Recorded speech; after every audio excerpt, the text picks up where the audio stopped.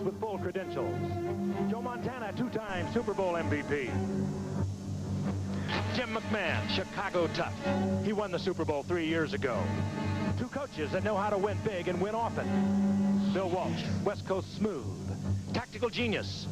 Mike Ditka, blue-collar motivator, iron fist dictator. Two teams that reflect the styles of their coaches. Montana to Rice can win games from anywhere at any time. Chicago Bears defense, the monsters of the Midway.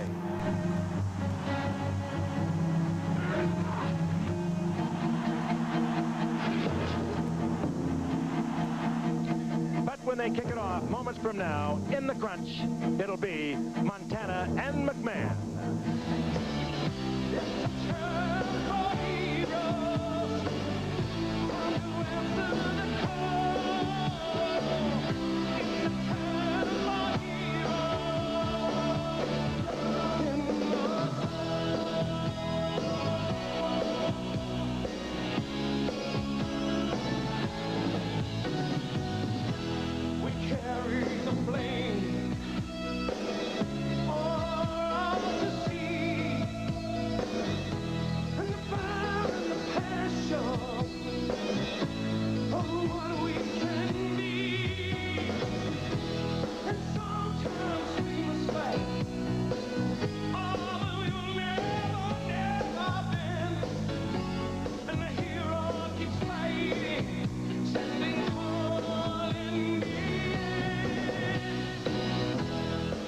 These two great leaders will stand tall with victory tonight.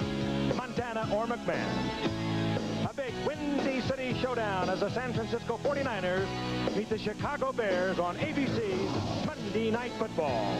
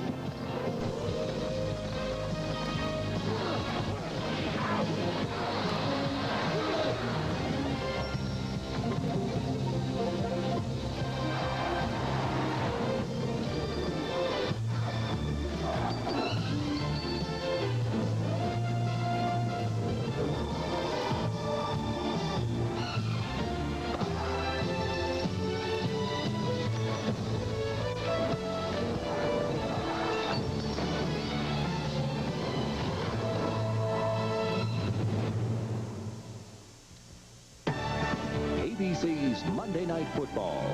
Brought to you by Pontiac. We build excitement.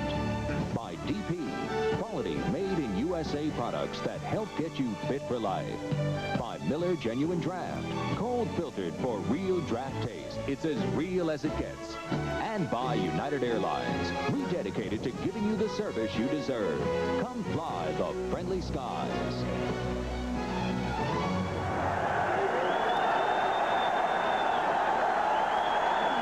Welcome to Soldier Field in Chicago. Sold out, of course. It's a beautiful fall evening here in Chicago. Temperature near 40 degrees.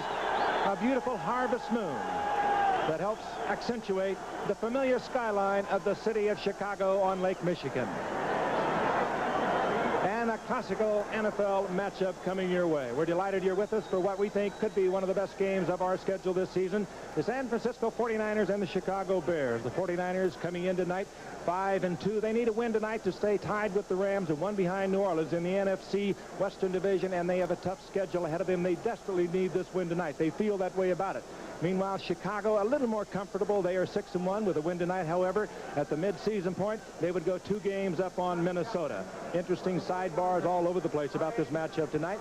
The 49ers lead the NFL in offense. The Chicago Bears lead it in defense. Of course, that could mean little or nothing when these two teams get together. It was a little over a year ago.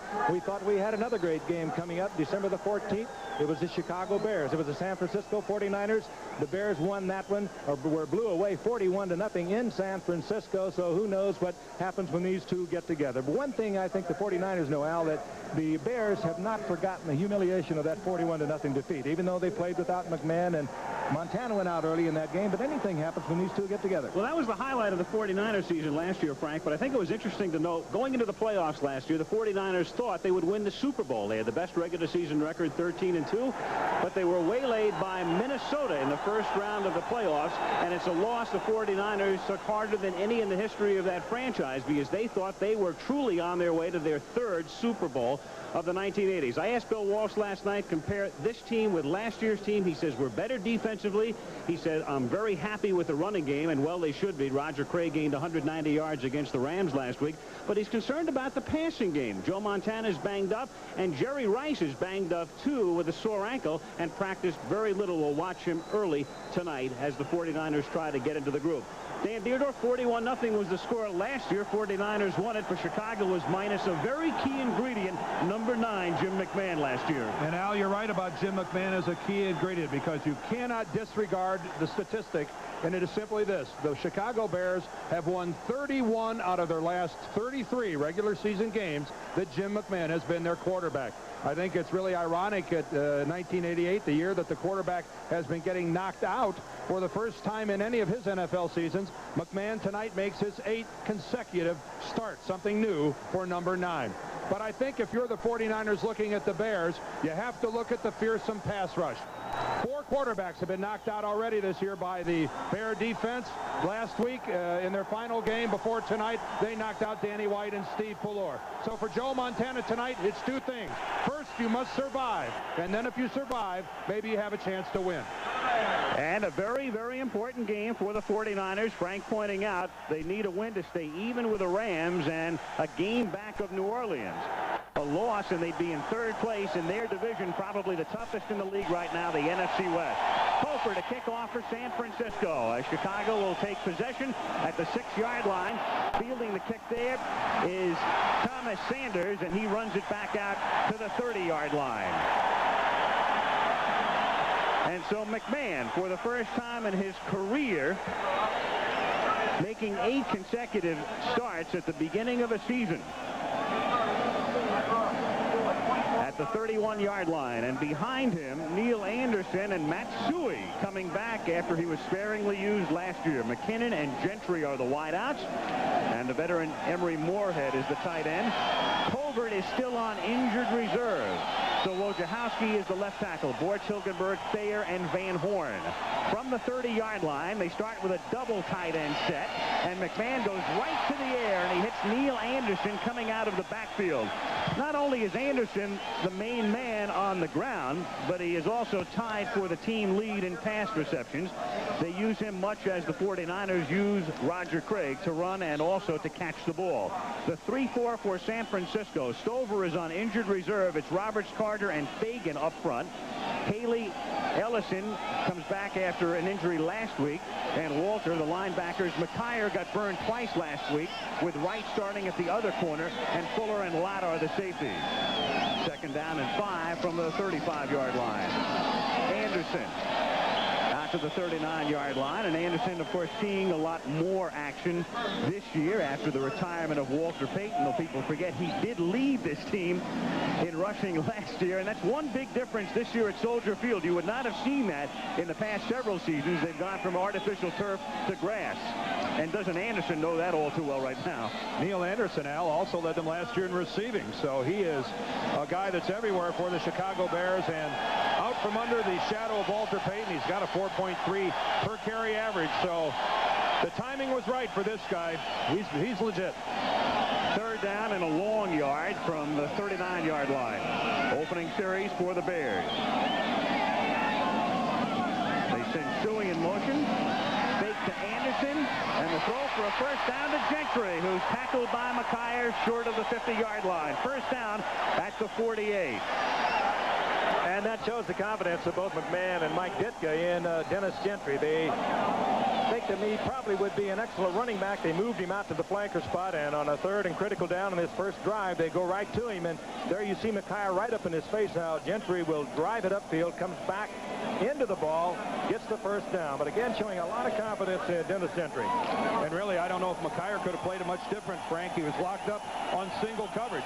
Pretty good coverage. No way he can get beat deep. You almost have to give up that intermediate pattern.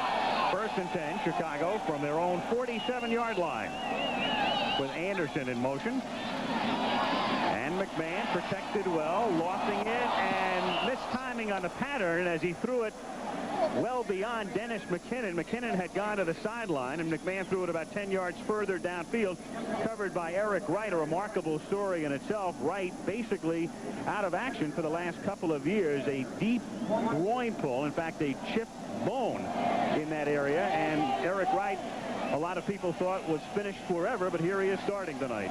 A lot of us thought he might have been the best defensive back in football in the '84 season. Of course, was culminated with that Super Bowl 19 victory over Miami, and after that it's just been downhill, and now he's started to come back. Second and 10.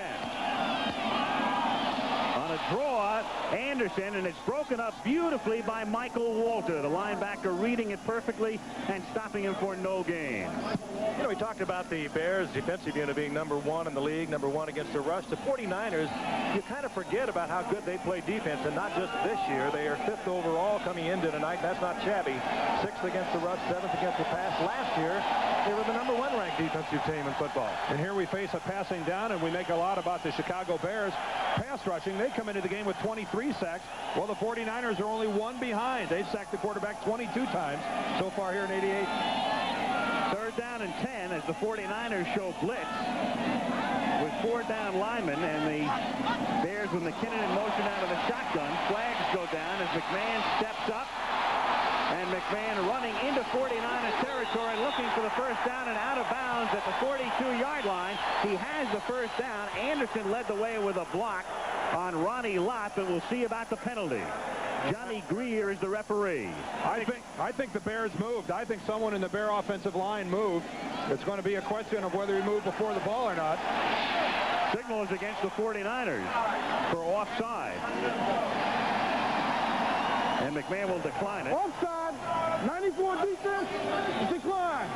First down. Charles Haley. The right guard, Tom Thayer. This is Tom Thayer right here. Watch the snap of the football and watch Thayer. Let's see how close it is. Thayer, boy, that's... I think he moved before the snap of the football. I think the Bears got away with one right there. He timed it as good as you can time it, but his hand appeared to come up off the ground before the snap of the football. So McMahon runs for a first down. Chicago at the San Francisco 42-yard line.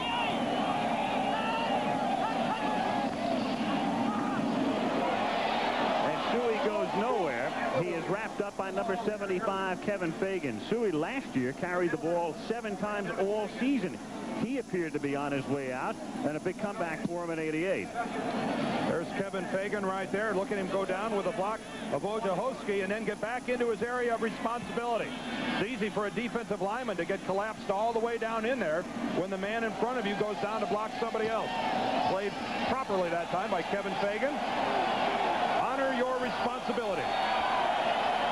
Second and 10 at the 49er 42. No score early in the first quarter. McMahon throws over the middle, and the catch is made at the 36-yard line by Suey. They're about 5 yards shy of the first down. 3rd and 5 upcoming with 10:35 to play in the first quarter. Good coverage downfield. McMahon did not have a chance to look at too much downfield, and there was only a 3-man pass rush by the 49ers, but they did penetrate. McMahon had to go underneath, and he couldn't look upfield for the first down yardage. 49ers play it again. I'll say it once again. They play it tough defensively, and McMahon just did not have the time he thought he might get. Morris and McKinnon this time, and Gentry all come wide to the left. On 3rd and a long 5 from the 37-yard line. They send Gentry in motion. He stays in the block out of the shotgun, and the pass is too tall for Neil Anderson. So the Bears come up short on their first drive. McMahon looks over toward the bench, hopeful that Ditka will say go for it with his field position, but Mike says no. A good look there of how the 49ers changed things up. Here, Frank mentioned before how they only came with 3 men on the pass rush. That time they changed it around, come with 5, and McMahon doesn't have near enough time to get away an effective pass. Key man, Charles Haley, he can play the linebacking spot upright or the down lineman. That time he went down, and he was right in McMahon's backfield. Brian Wagner, who's done a nice job and has filled a hole for the Bears this year. He stands at the 50-yard line and will try to angle this kick. In the direction of Taylor, he calls for a fair catch and makes it at the 11-yard line. So the 49ers begin deep in their own territory after a 24-yard punt. 9:49 to play in the first quarter. No score.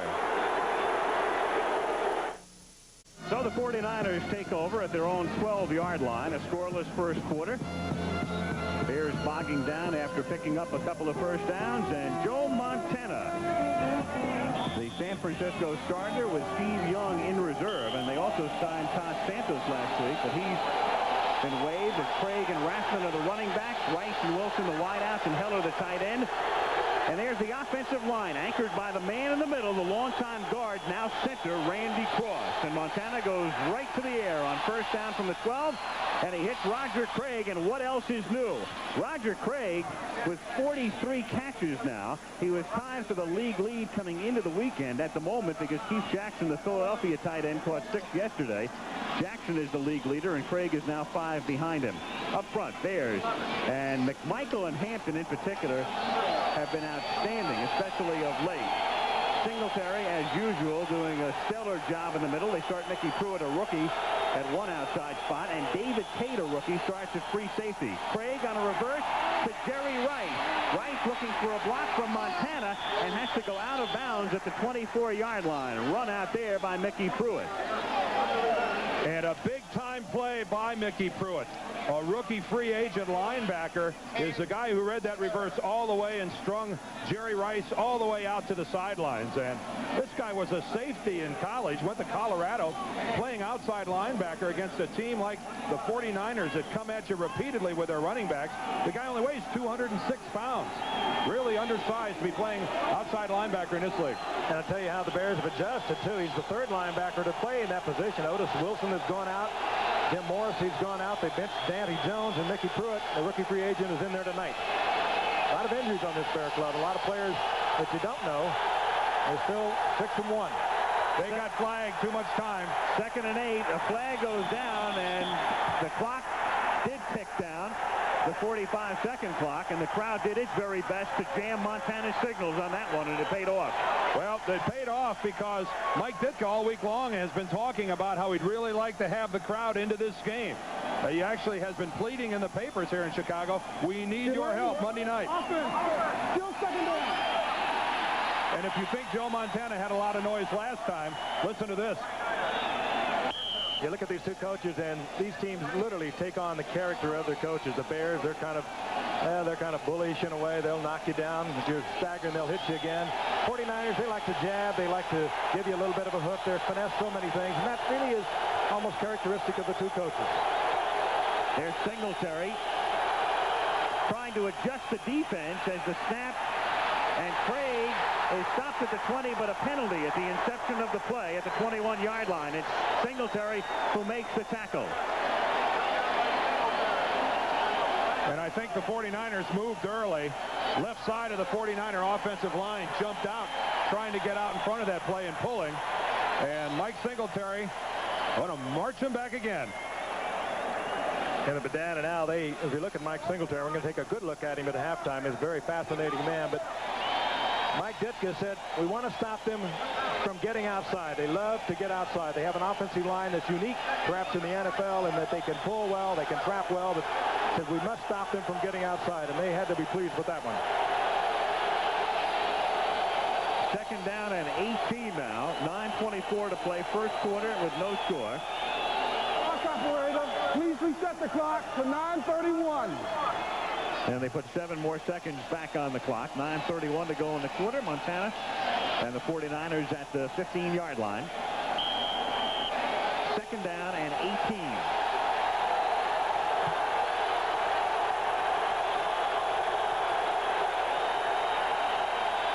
draw. Montana to Craig, and Craig takes it back out to the 20-yard line for a gain of about 6. Mickey Pruitt and Steve McMichael in on the tackle.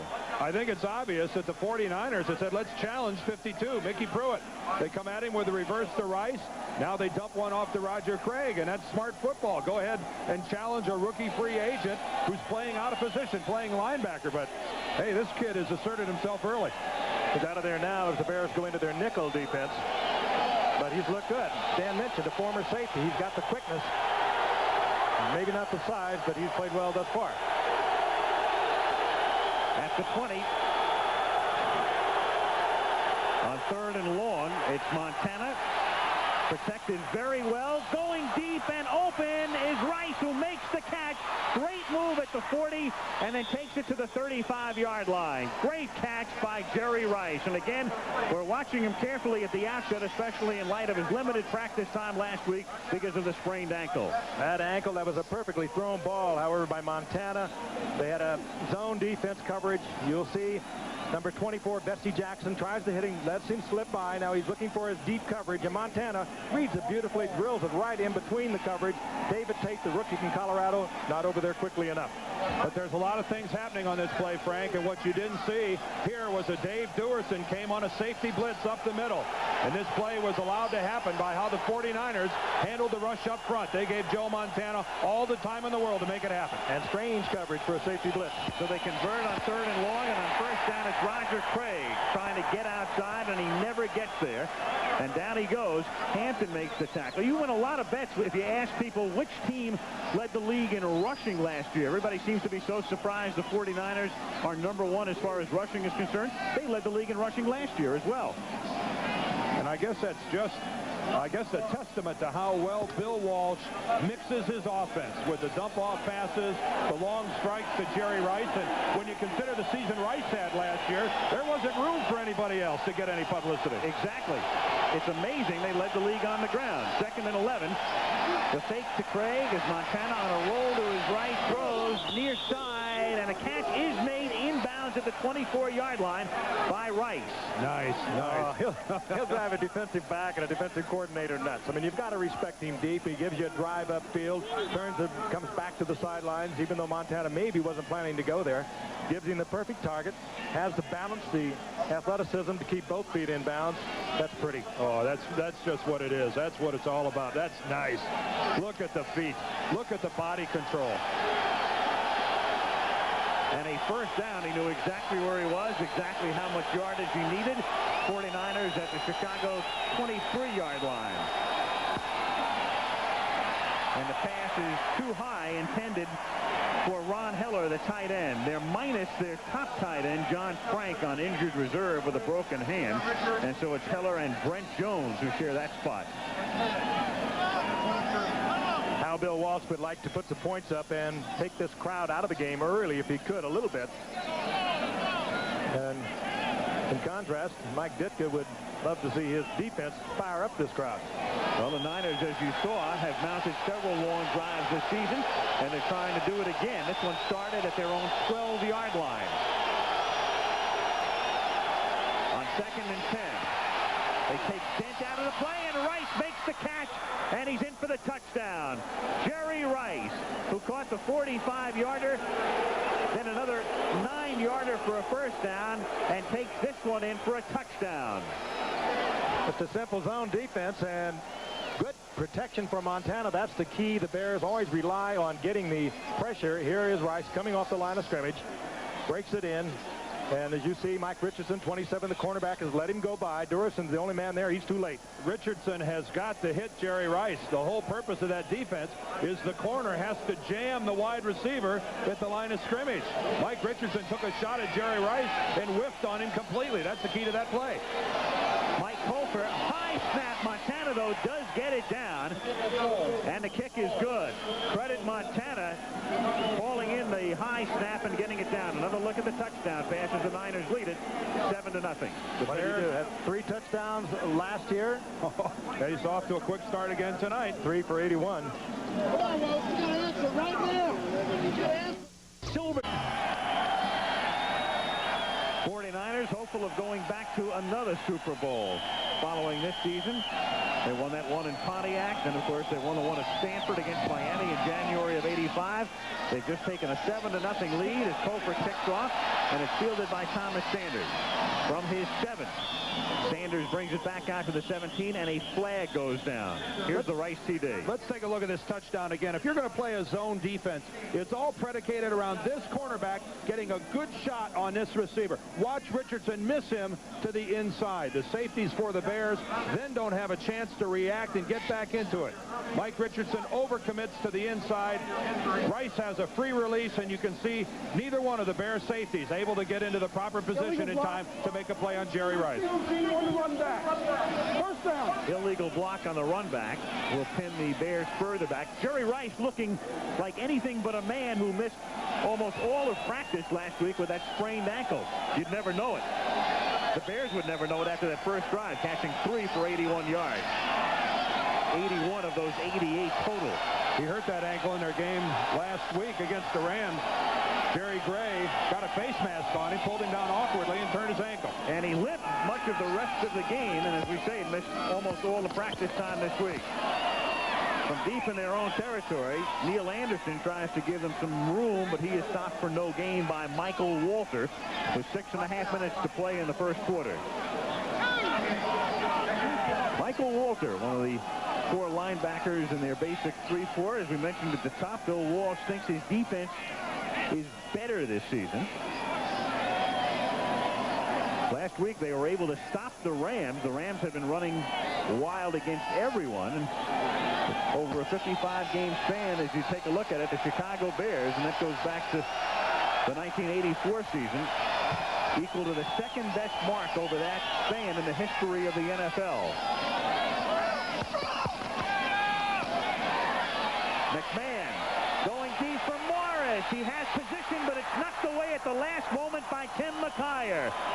And McKyer, who got burned twice against the Rams last week for touchdowns, was able to get over after Morris had the initial position and break up the play. I think that incompletion has got to go to McMahon. He hung that up, and Morris had McKyer beaten to the outside, and had McMahon pulled the trigger on it, it might have been a little more effective. Plenty of time. It looks like he tries to drop the ball in over the top. Hardly a frozen rope out there, and you're right. The arc of the football does give McKyer the opportunity to come across and make a sensational play. Here we see it from the other side of the field. From that angle, Morris has a reception, but give McKyer credit. He timed it well. 3rd down and 11. McMahon out of the shotgun from the 8-yard line. 4-man rush. Going deep and open. Kozlowski, and he makes the catch at the 46-yard line. Glenn Kozlowski, who just came into the game as the extra wide receiver, and a big first down. And again, he beats McKyer. The life of a cornerback we couldn't talk all night and capsulize it any better than these last 2 plays by Tim McKyer. One, a sensational play to knock it away, this time beaten badly on a fly pattern. But the Bears are going there, and McKyer has had his problems. And Kozlowski, who made this football team as a replacement player a year ago, has another big catch. His first regular season catch was 50 yards against Minnesota, getting the Bears out of their own territory, deep in their own territory. Only his 3rd catch of the season from the 45. Fakes to Suey. Again, the protection is good. The pass is too high, and paying the price is Wendell Davis, the rookie out of LSU, hit by Ronnie Lott. That's where Ronnie Lott is supposed to be. The cornerback and Lott are playing in and out. Look at McKyer, give him the outside. He knows that when he reaches a certain point, the play belongs to Ronnie Lott, and there he is. And Ronnie takes the shot, even though it's out of bounds. That easily, I think, could have drawn a flag. You know, Dan, they've looked at a lot of films, and that receiver, Morris, going down the sidelines, he knew in that zone coverage, even though he was concentrating the ball, he knew Ronnie Lott was going to give him a shot, and he did. Lucky it didn't get a flag.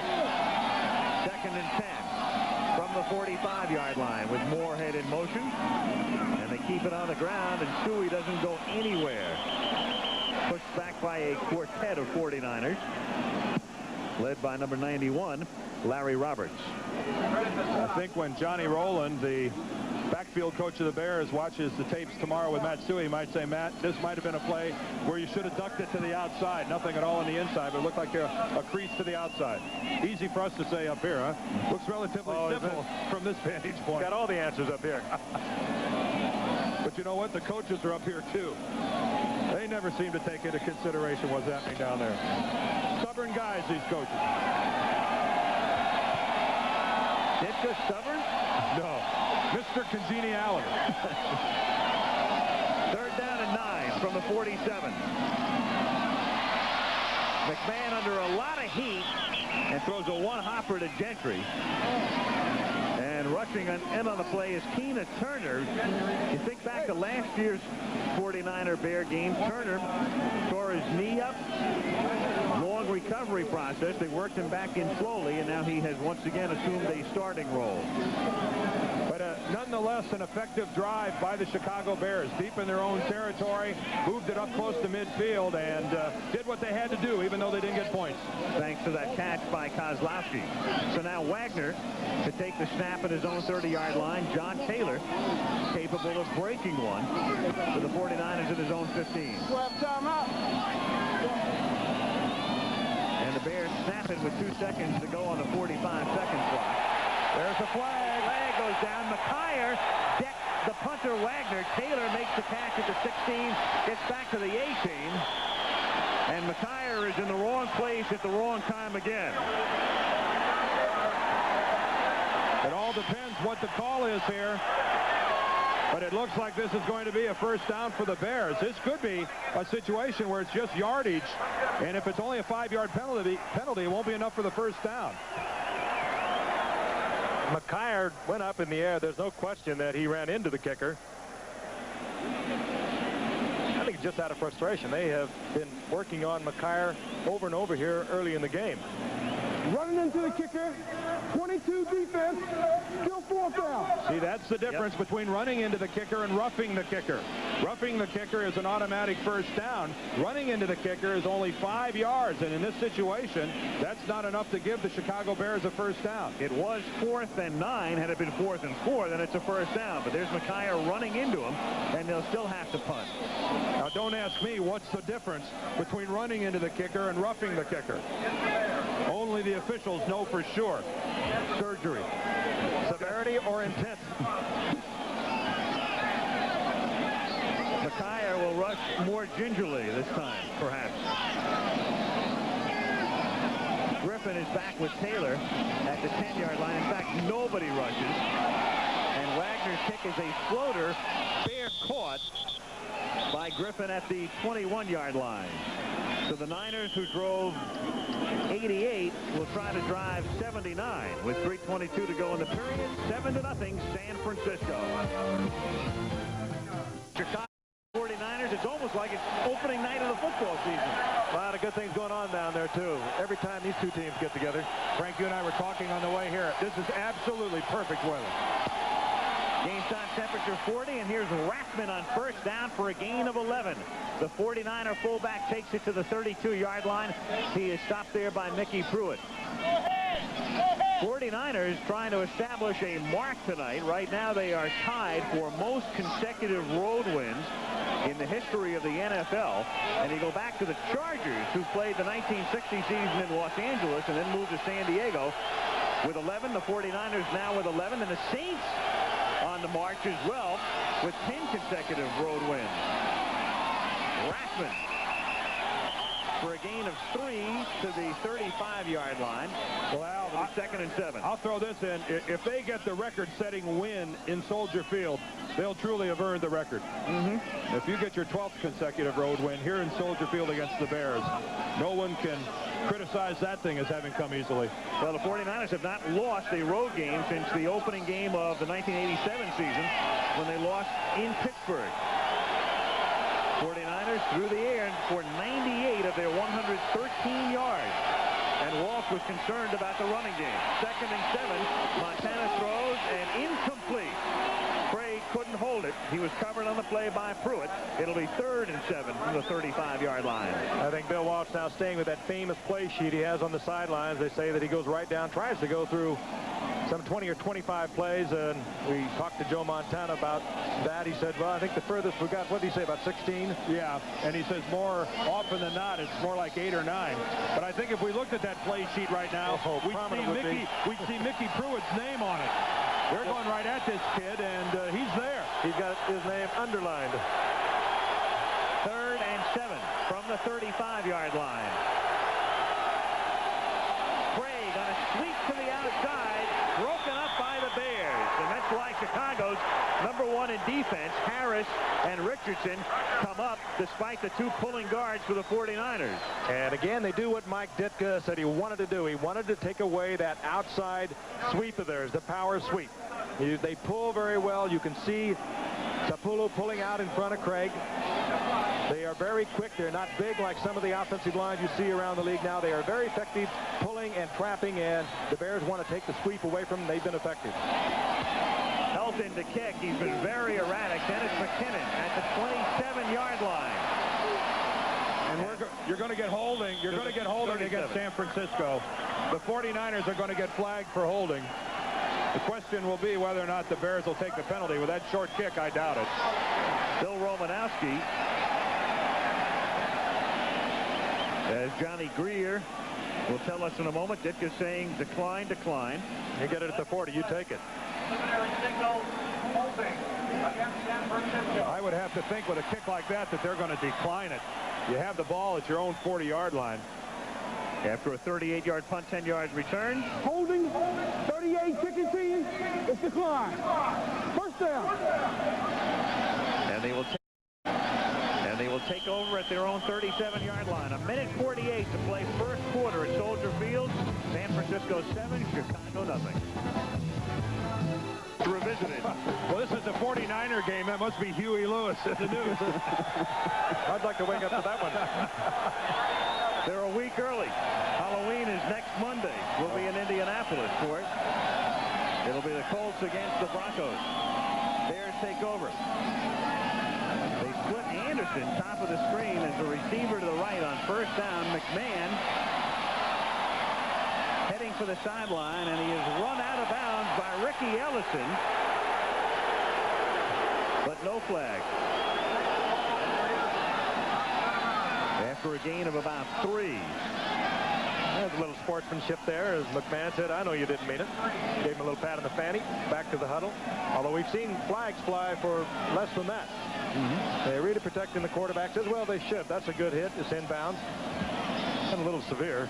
And as a defensive player, that's in reality a hit that you're coached to give out. I mean, that's your job. Quarterback runs out of the pocket. You've got to run 25 or 30 yards to catch him. You're not in the best of moods when you get there. 2nd and 7 from the 40. That's Anderson in motion. Pressure and a sack as Charles Haley, number 94, their pass rush specialist, drops him back at the 31-yard line. And he's working against John Wojciechowski, the left tackle. Keep in mind, he's playing in place of the injured All-Pro Jim Covert. And that is nothing but a speed move by Haley. It's a race to the corner. And Haley, no match for Wojciechowski. Wojciechowski just really didn't have a chance. Took a poor set, and Charles Haley comes flying in, gets his 8th sack of the year, leading the 49ers. We've seen him in 4 different positions tonight. Stand up outside left. He's been a down lineman outside left, and that time he came from the right. And he can burn. 3rd and 16. The last time they were 3rd and long, they hit Kozlowski long.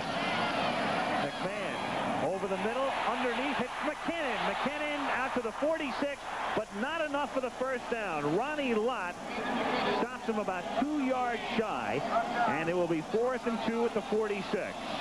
You know, he didn't get that first down, but that is why Mike Ditka likes McKinnon. He put his back down. He tried everything he could. He knew he was going to get a terrific shot from Lott, but he tried to get that first down, and even though he failed to get it, he took a vicious blow trying to get it. Here he comes across the middle in the zone. Now right here, he knows where he has to go. He wheels and tries to get it. Kind of a love-hate relationship, I think, between McKenna, who does a lot of talking, and Mike Ditka. Well, really, I think Ditka's the guy who loves him. It's the rest of the Bear organization that has a problem with Dennis McKinnon sometimes. Brian Wagner's kick. John Taylor to receive at the 19-yard line. Taylor, who can fly, brings it back out to the 32. And the 49ers will start their next drive from there. Troy Johnson in on the tackle with only 3 seconds to play in the first quarter after a 35-yard kick and a 13-yard return. And we can remind you that coming up this weekend, Saturday, you'll see the #1 team in the country, the UCLA Bruins, hosting Washington State, or Iowa taking on Indiana at 3:30 Eastern time. Halloween night, the Denver Broncos against the Indianapolis Colts. Bronx tied for the lead in the AFC West. Colts have won 2 straight, including a shutout over San Diego yesterday. And a big day for Eric Dickerson. First and 10 from the 32 on what will be the final play of the first quarter. Montana throws underneath to Heller, the tight end, and he's dragged down after a gain of about 1. So it'll be 2nd and 9 when play resumes in the second quarter. Ron Rivera making the tackle on the last play. And the first quarter is over with San Francisco on that big opening drive of 88 yards, and Jerry Rice making the catch for the touchdown, leading 7-0. And we'll be back to Soldier Field right after this message and a word from your local station. Mercedes-Benz, engineered like no other car in the world.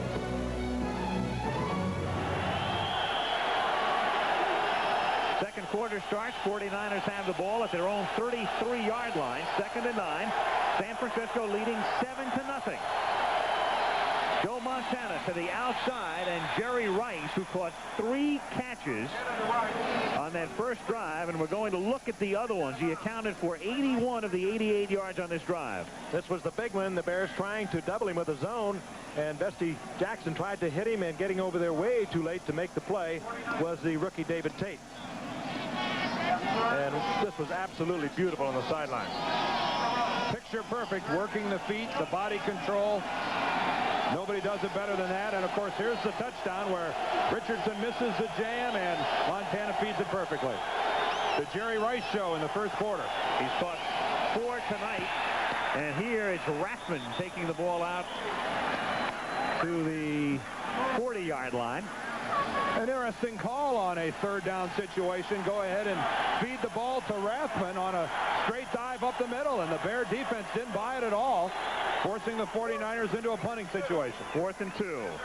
Look at the difference in time of possession. I think that's why you find out that that's a relatively meaningless statistic. Bears lead the league in time of possession through 7 games. And they're 6-1. That's a pretty good statistic. Meanwhile, the 49ers, who've been run-oriented their last 2 games, get 100 yards through the air and 15 on the ground. Barry Hilton, a draft choice out of Colorado, who took over for Max Runiger the 2nd week of the season, kicks it down to the 11-yard line. The 49ers down at there. Bears start deep in their own territory. 1.5 minutes into the second quarter. 7-0, 49ers. Chicago Bears have some storied names as you go through the annals of this franchise's history. Bears have always had a tough linebacker somewhere floating around. Yep. Singletary doing a pretty good job of filling Butkus' old spot in recent seasons. From the 11-yard line, Brad Muster and Thomas Sanders are the new running back tandem. And this is Sanders for a gain of about 4. And Ditka likes to do this about every 3rd series. He alternates backs. He takes Anderson and Suey out and comes in with Thomas Sanders and Brad Muster, who was their first-round draft choice out of Stanford. Gain of 4. It'll be 2nd down and 6. Mike does it to everybody. He rotates his receivers in and out. He starts Dennis McKinnon when I think he probably, in reality, would like to start Ron Morris, but he thinks that McKinnon maybe couldn't handle that. So he shuffles them in and out, sometimes alternating them on each and every play. I think that's a little bit of the evolution of the Chicago Bears. This is not the dominating physical team that they had in '85. And I think Ditka is doing a superb job of coaching and moving people in and out. 2nd and 6 from the 15-yard line. McMahon dumps it off. Sanders, he breaks 1 tackle, but not another. Coming in from the rear is Larry Roberts to knock him down at the 15, or just about the line of scrimmage. After all that, no gain. Good hustle by Roberts. playing it off to the one side and sees the pass. Normally a defensive lineman doesn't get a chance to get back in on a play like that, but boy, that's a dream come true when you see that running back reverse his field and come right at you and only gets one step in before you're on top of him. Roberts has given them a lot of power. They've lost Jeff Stover to the injury reserve over on that left side, but this second-round draft pick from a couple of years ago has made up for that loss. Of course, that's the position played by Dwayne Board for so many years with the 49ers. 3rd and 7 out of the shotgun.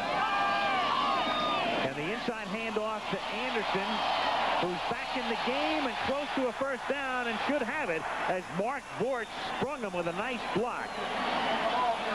And he was spotted very close to a first down. He had to get it to the 22-yard line, and he has it. First down. Bortz and Thayer run extremely well. Watch Bortz, the second guy in from the right, drop back and get the depth on that pull because he has to get around the block of the back. And look at him get upfield, lead the sweep, and bury one of the 49ers. As a running back, you love those guys. You love a guy that can run. A lot of linemen pull in this league and never get to the point of attack in time to make a block. That time Mark Bortz got there in plenty of time and made the block to boot. Sanders and Muster are back in. That's Morris in motion. First down from the 23-yard line. And McMahon throws to Morris, who makes the catch at the 29 and is tackled at the 31. Morris, in his second year, they loved him out of SMU, so a lot of action as a rookie. And, of course, the Bears minus several big names, and one of those big names would be Willie Gault. This young man has really matured. Second-round draft pick, and, of course, Gault has gone out to the West Coast and the Raiders, but good move there. Concentration. We saw him the very first night against the Giants a year ago, and we knew we had something special here to watch. And what's the first thing they told us about Ron Morris? How he likes to catch it in the middle. And no problem with coming in and letting McKinnon make the start. 2nd and 2 from the 31-yard line. Here's Muster, and he is stuck at the line of scrimmage and driven back by Larry Roberts, number 91.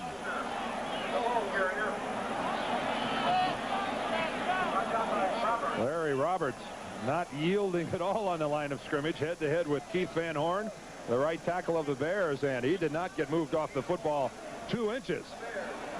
Interesting down coming up on the first third and short yardage the Bears had. They opted to go with the pass, and Mike Ditka, of course, doesn't call all the plays. Greg Landry calls a great deal of them, but when you get to the critical ones, I think you better believe that Mike Ditka has a little bit of an entry here. 3rd and 1, Chicago from the 32. 49ers lead 7-0, 9:25 to go in the half.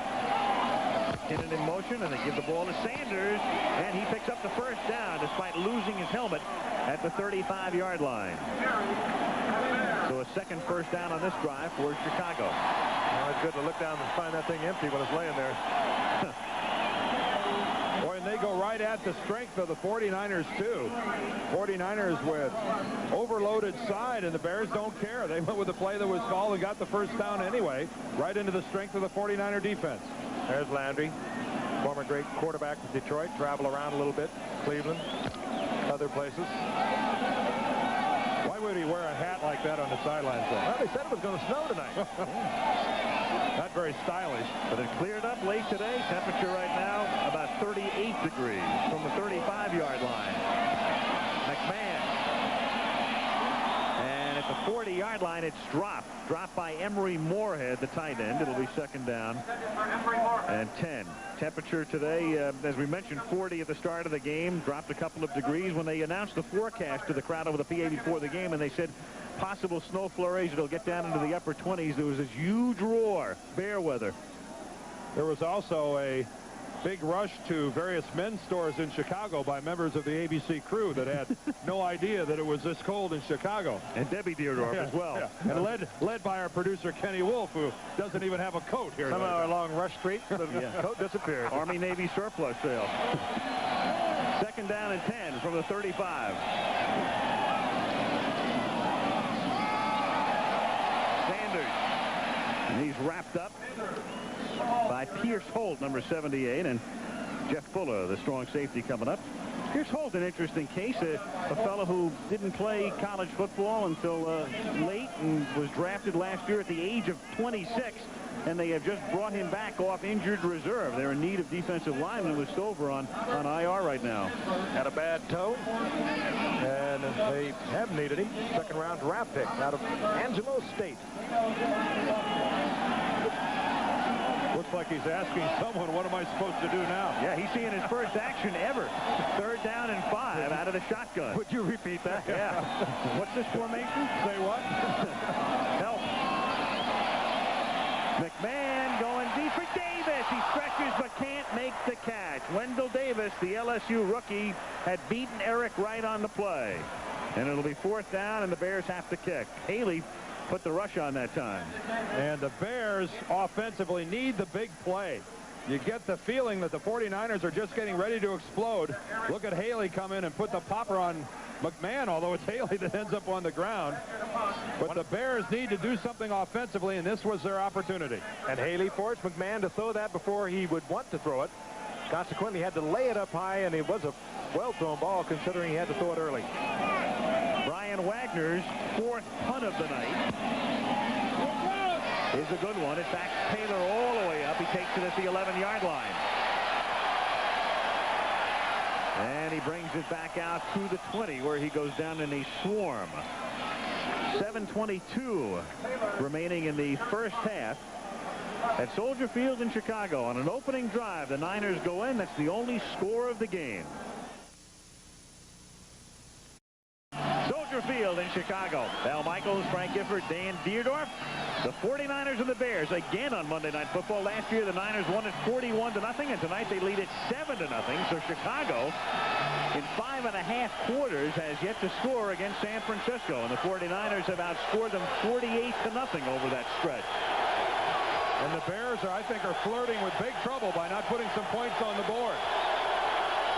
Joe Montana starts from the 20-yard line. He's got Terry Greer in the game. The former Canadian star leaps and can't make the catch.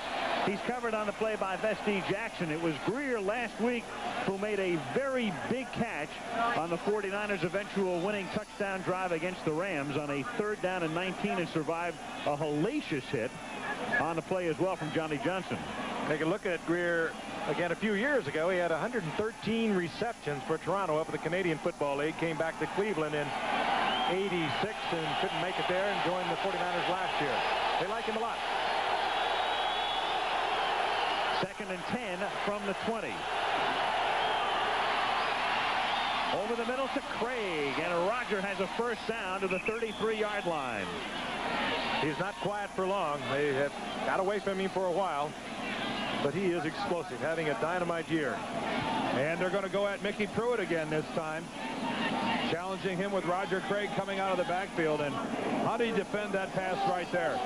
Nothing more than a loop out of the backfield by the running back. And when Joe Montana throws that pass that he's thrown hundreds of times before in NFL games, it's just so difficult to defend.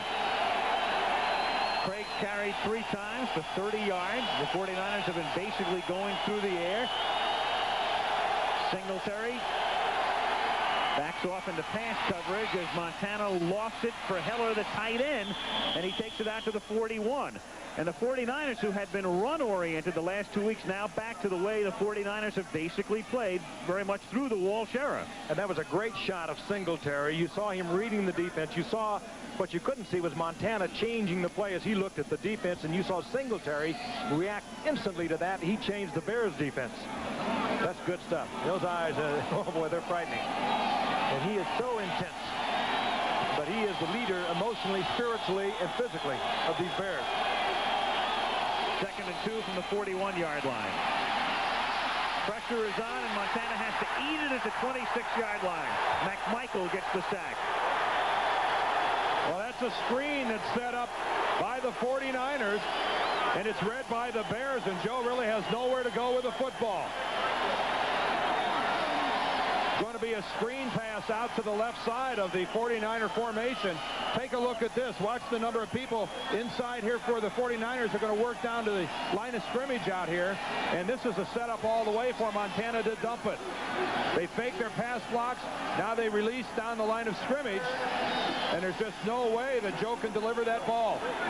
The Bears collapse the pocket, and he has to eat it. What a big loss. And McMichael having a great year. That's his 7th sack.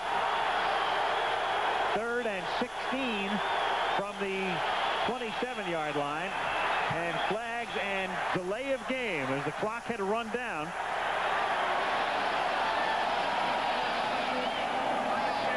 Johnny Greer. Delay. Offense. Still third down. Third down and 21 now. Defense is so disruptive.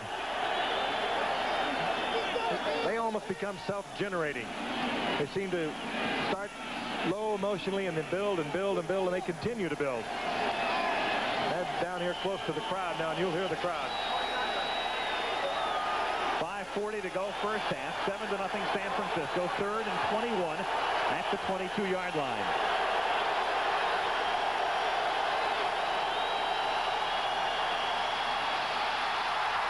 Montana sacked at the 13-yard line.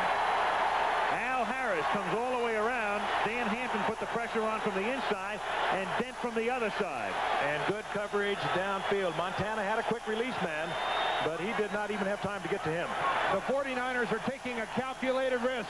They're only going to send 2 receivers into the pattern and watch Jerry Rice up here get knocked down. Joe Montana really has nowhere to throw the football. They keep everyone else in for protection. You only have 2 guys in the pattern, and one of them's down on the ground. Where the heck is Joe Montana going to go with the football? Except down. He sacked twice in a row for 23 yards. Helton gets the kick away, a low bouncing kick that McKinnon fields on the run at the 45-yard line, and he's out of bounds at the 37. So Montana frustrated, and the Bears with their best field position of the game at the 37. 5 minutes to play in the half. Against Mike Singletary, and there were times that he was out of control. He was so hyper. This guy now is so in control. He is the complete heart and soul of the Chicago Bears. If he's not making the play, you get the impression that his will makes the plays. Guy's that strong. And we will feature him at halftime. A look at Singletary. Bears at the 49 or 37-yard line after the poor punt by Helton. And McMahon starts by giving the ball to Shuey, who runs into his own man, but turns no gain into a pickup of about 5 to the 33-yard line. He initially had run into Thayer, and Jeff Fuller makes the tackle for San Francisco. McMahon trying to explain where it all went wrong. Shuey, the versatile back that he is, corrected the air, who obviously was not his. Worked it back inside, made something out of nothing. Well, you're getting the impression so far that this is not going to be a high-scoring ball game, and the Chicago Bears are in no position to squander this kind of field position. They've got to make something happen. 2nd and 6 from the 33-yard line.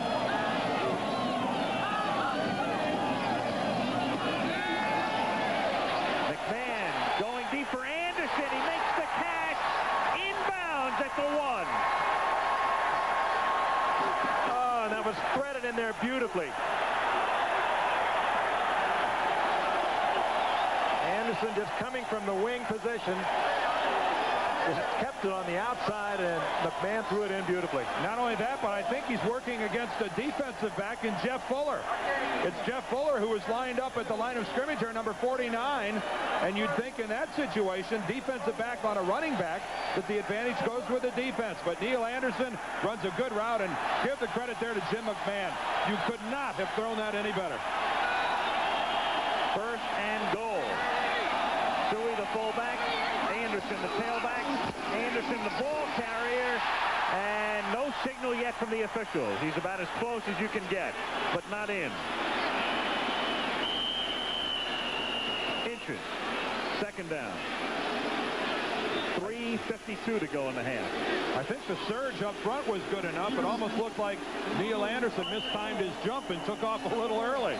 There was nobody there to stop him. He just couldn't go that far in the air, and I think we got to credit gravity with this tackle. You know, we just saw a close-up of Anderson. I think he looked over the sidelines and said to Mike Ditka, said, "Give it to me again. I'll take off a little later." I would be surprised if they don't do just that. I think gravity is responsible for that tackle. Now they want to think it over there. Get a little short on time, and McMahon, rather than lose 5 yards out of it, will call timeout. Good play by McMahon. 3 minutes, 31 seconds left in the half. You don't want anything to go wrong down here and have to come over and face this guy. Good look at John Rowland behind Mike Ditka, the running back coach, as he's been here 4 years with the Bears. And could he play? Oh, could Johnny play? One of the greats. 49ers have been very tough in these situations when the opponents this season have gotten inside the 5. As you can see, San Francisco has yielded only 43% of the time a touchdown, when the league average is 3 out of 4, 75%, and that indicates how difficult it is to penetrate the 49ers this deep. Last week, the Bears, when they were driving against Dallas, gave the ball to McKinnon on a reverse to score a touchdown. I wonder what that percentage is inside the 1 foot line. Yeah, right. I think it's a little higher. You know, it was interesting, that last conversation on the sidelines. McMahon came over to talk to Ditka. Anderson came over with him. And I'm sure he was saying, let me try that one more time, Coach. They send Suey in motion and bring him back the other way, and it's McMahon. He's in for the touchdown. He only needed 2 inches, and he got 3 to the chagrin of the 49ers. Oh, they're not. The 49ers aren't buying that at all. That was a very close read. The guy on the bottom of that thing for sure is going to be Michael Carter. Big number 95, and one of the strongest nosemen you're going to find. 49ers couldn't have played that much better, but when you only have to move the ball about an inch. Let's take a look at this on the line of scrimmage. Keep in mind, here's the line. It's right here. All right, let's go ahead and run this thing and see where he gets. Yep, the ball crosses the line of scrimmage. Good call by the official. Butler kicks it through. Good thing you're not a surveyor with that line, but we get the idea. Well, you try it sometime. Yeah, right. That drive started at the 37 after Helton's punt.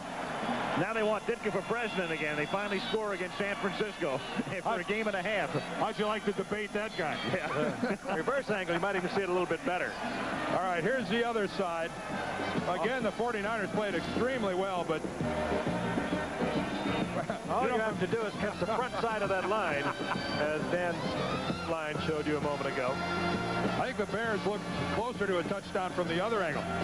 Really, from that angle right there, it didn't look like McMahon got the ball across.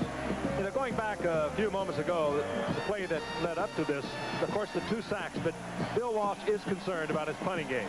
He told us yesterday, he said, one of the fears I have, one of the almost nightmares that I have, is that being backed up in my end zone and having to punt away, getting a bad punt, and then watching what develops. And we just saw it happen a few moments ago.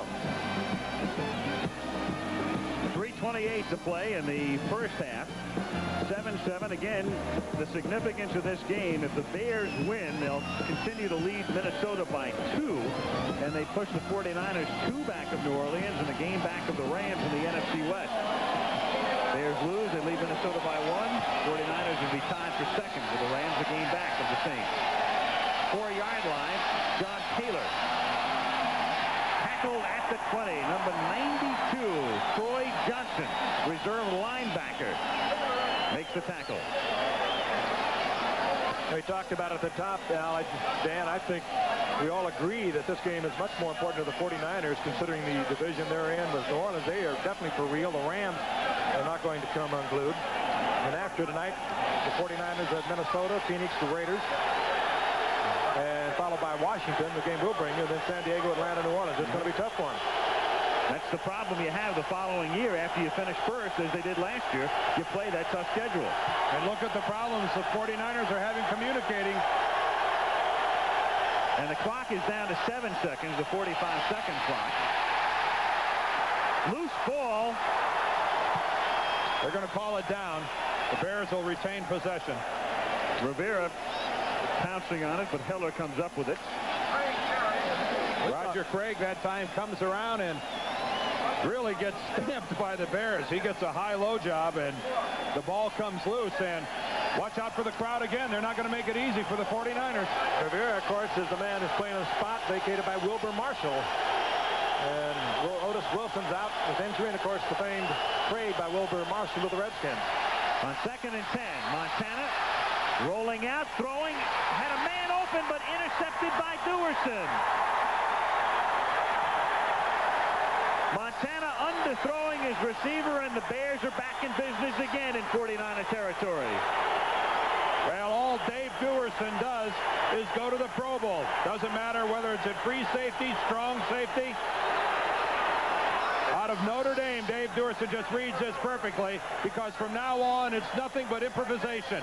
Montana's forced out of the pocket and makes a horrible throw, trying to get the ball to Heller, and serves it up on a platter. Just drops it in nicely there for Dave Duerson. Big, hard-hitting safety that can come up and play the run and play the interception. Missed last week with a bruised kidney.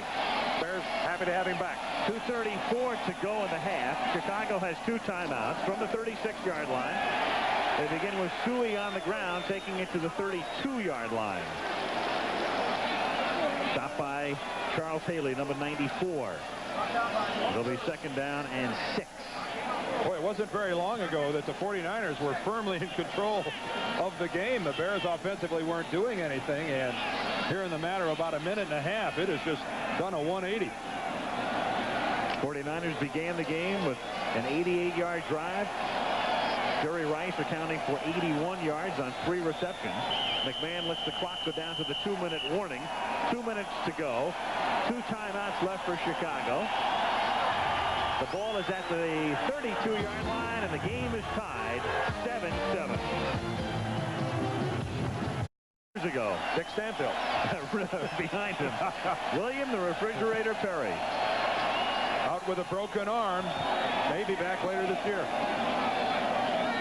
2nd down and 6 for Chicago. A fake reverse. Anderson inside the 20. Run out of bounds by Fuller at the 19. A 1st down. Tom Thayer sprung him with a block on the cornerback. He took Tim McKyer right out of the play. 13-yard gain. And the Bears Travelers Man of the Year was traveling on that one. Of course, that recognition because of the work away from the football field, and a very involved young man is Neil Anderson. And of course, the Travelers Man of the Year for the NFL will be named at the Super Bowl. Neil lost his mother last year and wanted to extend a happy birthday greeting to his father looking on in Florida. As he picks up a 1st down at the 19-yard line, Suey goes in motion, and McMahon gives the ball to Anderson. Anderson takes it to the 10. It'll be 2nd down and 1. Jeff Fuller makes the tackle, and again the Bears have 2 timeouts. What they'd really love to do here is not only put the ball in the end zone, of course, but take as much time off the clock as they can in the process, so they let it tick down here. Aren't you greedy? Yeah. But you're right. Starting to go for them, too, and the 49ers better start tightening the nuts down just a little bit. Screw it down a little tighter, because this Bear team, once they start to roll, they start to self-generate, and it happens on offense just like it does on defense for them. 2nd down and 2 from the 11-yard line. Anderson barrels his way for a 1st down. It'll be 1st and goal at the 7. Clock is running with exactly a minute now to play in the half. And the Bears, a veteran offensive team, they're in no big hurry. They're going to be very deliberate, take their time. Jim McMahon just called a timeout. He's going to come over and talk about it, but with 55 seconds left in the 1st half, he still has 1 more timeout at his disposal. You're not going to see any herky-jerky movements here by the Bears offense. This guy is completely in charge. There's the brain trust. That's Mike Ditka, of course, on the right end. Facing McMahon, and he'll probably do most of the talking, is Greg Landry, who calls a great deal of the plays. Mike, of course, always with an input. Mike Singletary will be featured. We'll take a look at the 1st half highlights. The 49ers jumping off to a quick 7-0 lead on their 1st drive, which began at their own 12-yard line. Jerry Rice taking it in on a Joe Montana pass, but since then they have been stymied by the Bear defense, and Chicago has capitalized once on good field position and try to do it a 2nd time. They've had a lot of success running the football. Big holes up the middle. And not a bad time when you're running that ball that well down, is come back with play action. And if you can't get the completion for the touchdown, well, at least you stop the clock. On 1st and goal, Wendell Davis goes in motion. Everybody is to the right. Then McMahon looks over the middle and throws incomplete. And a flag goes down well after the play. Down at the goal line. I mean, this is something that happened in the backfield. It looks like it's going to be against the Niners. On a very late flag. This will be good for half the distance. This will put the ball somewhere down inside the 4-yard line. Very late, and there was a good play by Haley, who had made a terrific play on McMahon to force the incompletion. It'll be wasted. Pass interference, 50 defense, first down. That's the linebacker, Ricky Ellison.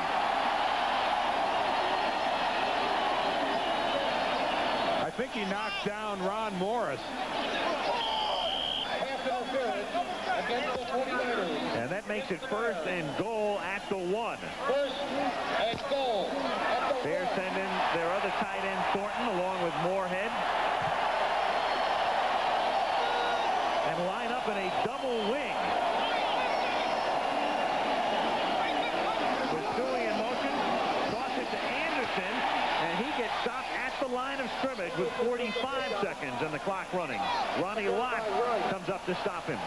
McMahon trying to hurry him up now. Muster coming into the game. They have 1 timeout remaining. That was an unusual call by the Bears, going with a full-scale sweep, pulling both guards. You know, the chance is always there for penetration by the defense.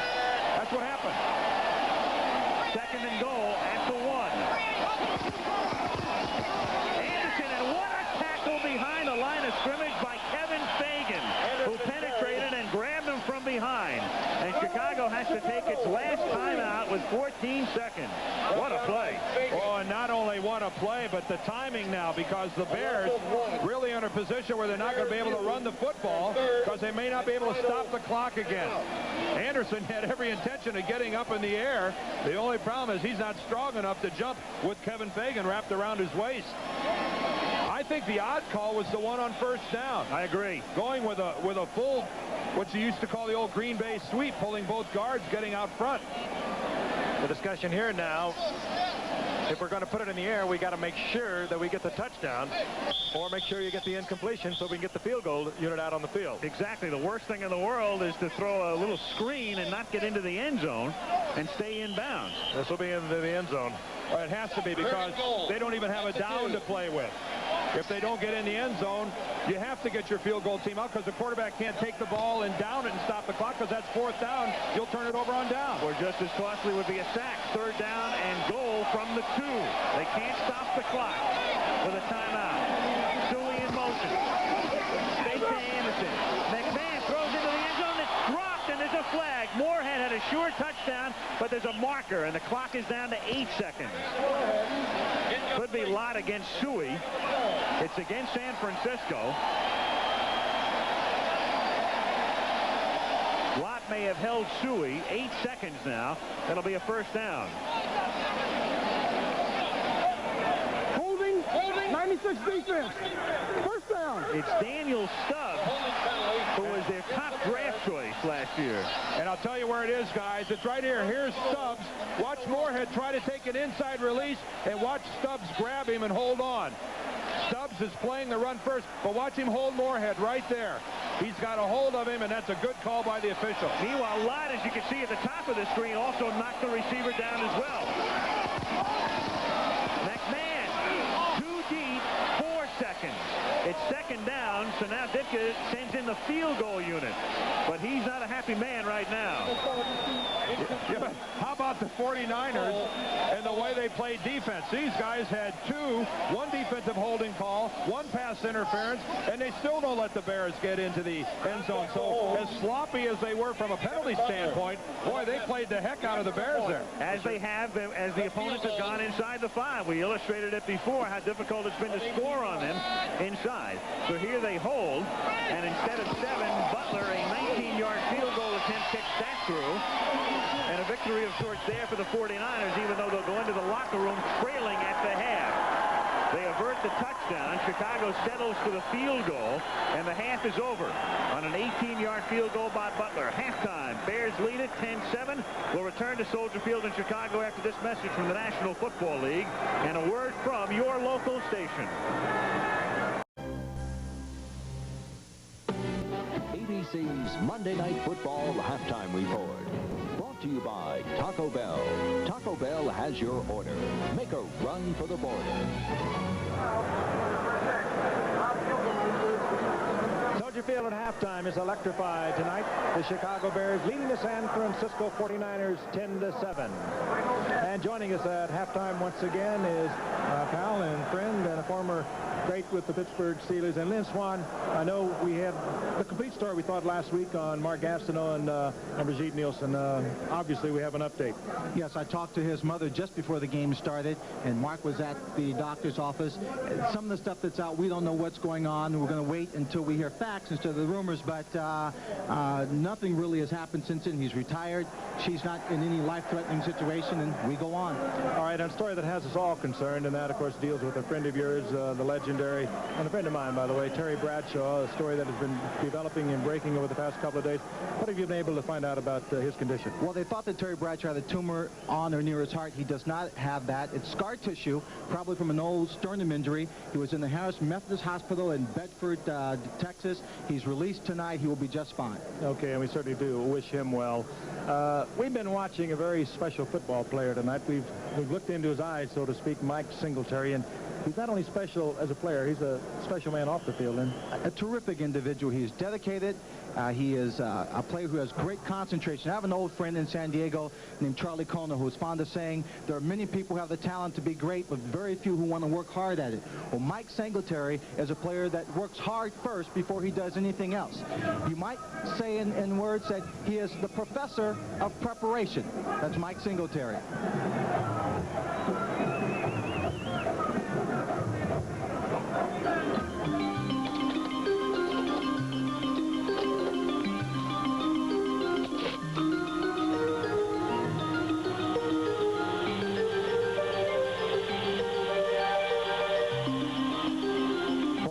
Every day, Mike Singletary studies game film, working to unlock the mysteries of an offense. It symbolizes his perseverance, and he is certain it is the key to his success.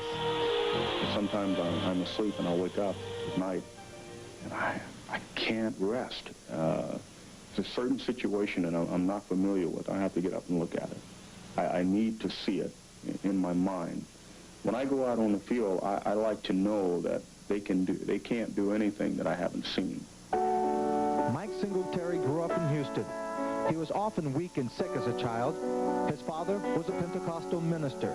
His mother didn't want him to play football because he might get hurt. But Mike persevered. And by his senior year at Baylor, he was one of the best linebackers in college football. I'm one of those guys that was very, very blessed with just enough athletic ability. And the rest I had to work really hard for. So nothing really came easy for me. And that's probably my advantage. I'm sure it is. Because I've had to work so hard for everything, and I don't take it for granted. On the field, Singletary takes special pride in two things. He keeps himself in excellent shape, and he's a clean player. One of the cleanest in the league, but sometimes his power is frightening, and his hits can be devastating like the one he gave to Steve Pelluer of the Cowboys last week. Every middle linebacker, or every linebacker, or defensive player works to get a great hit. And when it happens, first of all, you're excited. Then you turn around, and if the guy doesn't get up, I mean, you're like, come on, you've got to get up. You've got to get up. This is a game. I don't want it to be any more than a game. It'll always be a game. And when it gets to be more than a game, then it's time for me to get out. Happy and you know it, clap your hands. At home, Singletary is a gentleman who loves to spend time with his wife, Kim, whom he met at Baylor, and their two children, Matthew, age 7 months, and Kristen, 2 years old. Clap your hands. And then there are the times he spends alone, away from the family and football, in meditation about what God means to him and what Mike Singletary means to others. I would like to be remembered as a person of integrity. Plain and simple. When I said something, you knew that you could count on it. If I said that I was your friend, you knew that you could count on me until death. There's nothing ever false about me. I don't change with the weather. Something else we found out about Mike Singletary, at the urging of his wife Kim last year, he had his hearing checked. He found out that his hearing is deficient 35% in one ear and about 40% in the other. But through all of that, Singletary believes it helped him in his concentration, and he's a better listener. Certainly he can hear, Frank, the cacophony of respect he gets throughout Chicago. Well, he has the respect of everyone, both on the field and off, as we said before. Mike Singletary, a very special individual. Halftime continues here in Chicago, where we will return in just a moment. Stay with us.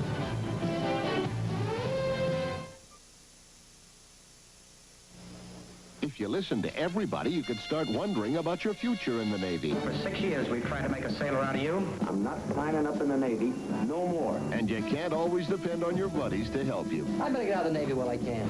Every time you open up my mouth, you get me in trouble. But after you talk to the right people, you'll find some reasons to start feeling pretty good about yourself.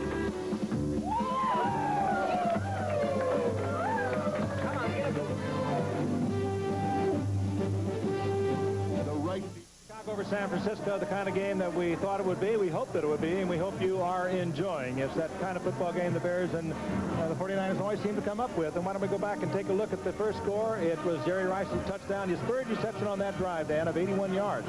Well, it really was the Jerry Rice show in the first quarter. I mean, it looked like every time that Joe Montana went his direction, he was open. And really, the Bears playing an awful lot of zone against Rice, and now that's what they're working here. And the irony is that Bill Walsh was saying he was concerned about his passing game, and his passing game held him in good stead on that very first drive. They really have been unable to establish anything on the ground, oddly enough, after the last 2 weeks. The Bears got a big boost from their defense and a poor punt from the 49ers. They came back. This is Neil Anderson coming from a wingback position, got himself tied up with the safety, and an absolutely dead solid perfect pass. And the one thing you can say about the Bears offense here in the first half is that at least they were opportunistic. They didn't do a whole lot, but when they got the good field position by 49er mistakes, they capitalized. And that was the other thing that Walsh was worried about. The kicking game here was that bad pass thrown by Montana, the interception by Dewerson. And again, the Bears were able to capitalize in both instances on good field position for their 10 points. And Dewerson, of course, a player that missed last week's game. They are more than happy to have him back. Quick thought about what you expect. Well, you have to wonder about the points that the Bears lost. The Bears were really in a position to score a touchdown. They had to settle for a field goal here at the end of the first half. It'll be interesting to see how those points figure later on in the game. Yeah. I think the 49ers will try to reestablish their running game, which did so well for them the last 2 weeks, last week in particular, and try to get the ball more to Roger Craig. All right, we'll be coming back for the second half. Chicago and San Francisco is a good one. Stay with us.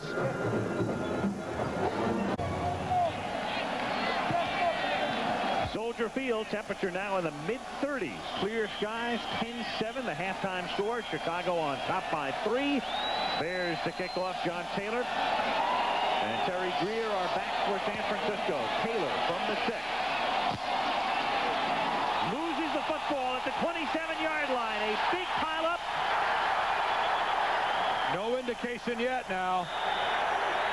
It was stripped by John Shannon. I like Rathman. He pulled him out of there, didn't he? If you're going to go after somebody, pull the kicker out, right? It's the little one. He goes right for Kevin Butler. Still no indication. This is strictly a tug down here. Who's got the best arm strength, the strongest hands? The last guy to break daylight with the ball has it. Oh, this is...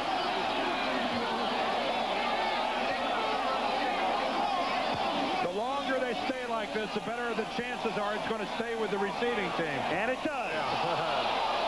You better believe there's also some conversation going on out there. We would not like to bring you. Yeah, the longer that it takes them to separate it, I think the more inclined the officials are to go ahead and give it to the team that had possession going in. And Michael Walter is the man who somehow comes away with the football. Well, you can see it stripped that time. Taylor loses it clearly. Hey, it's kind of tough when you go creeping into that hole. You better blow it out full bore. Taylor's peeking around in there. That's not the way to bring it back. You could throw darts to try to figure out who came up with the football there.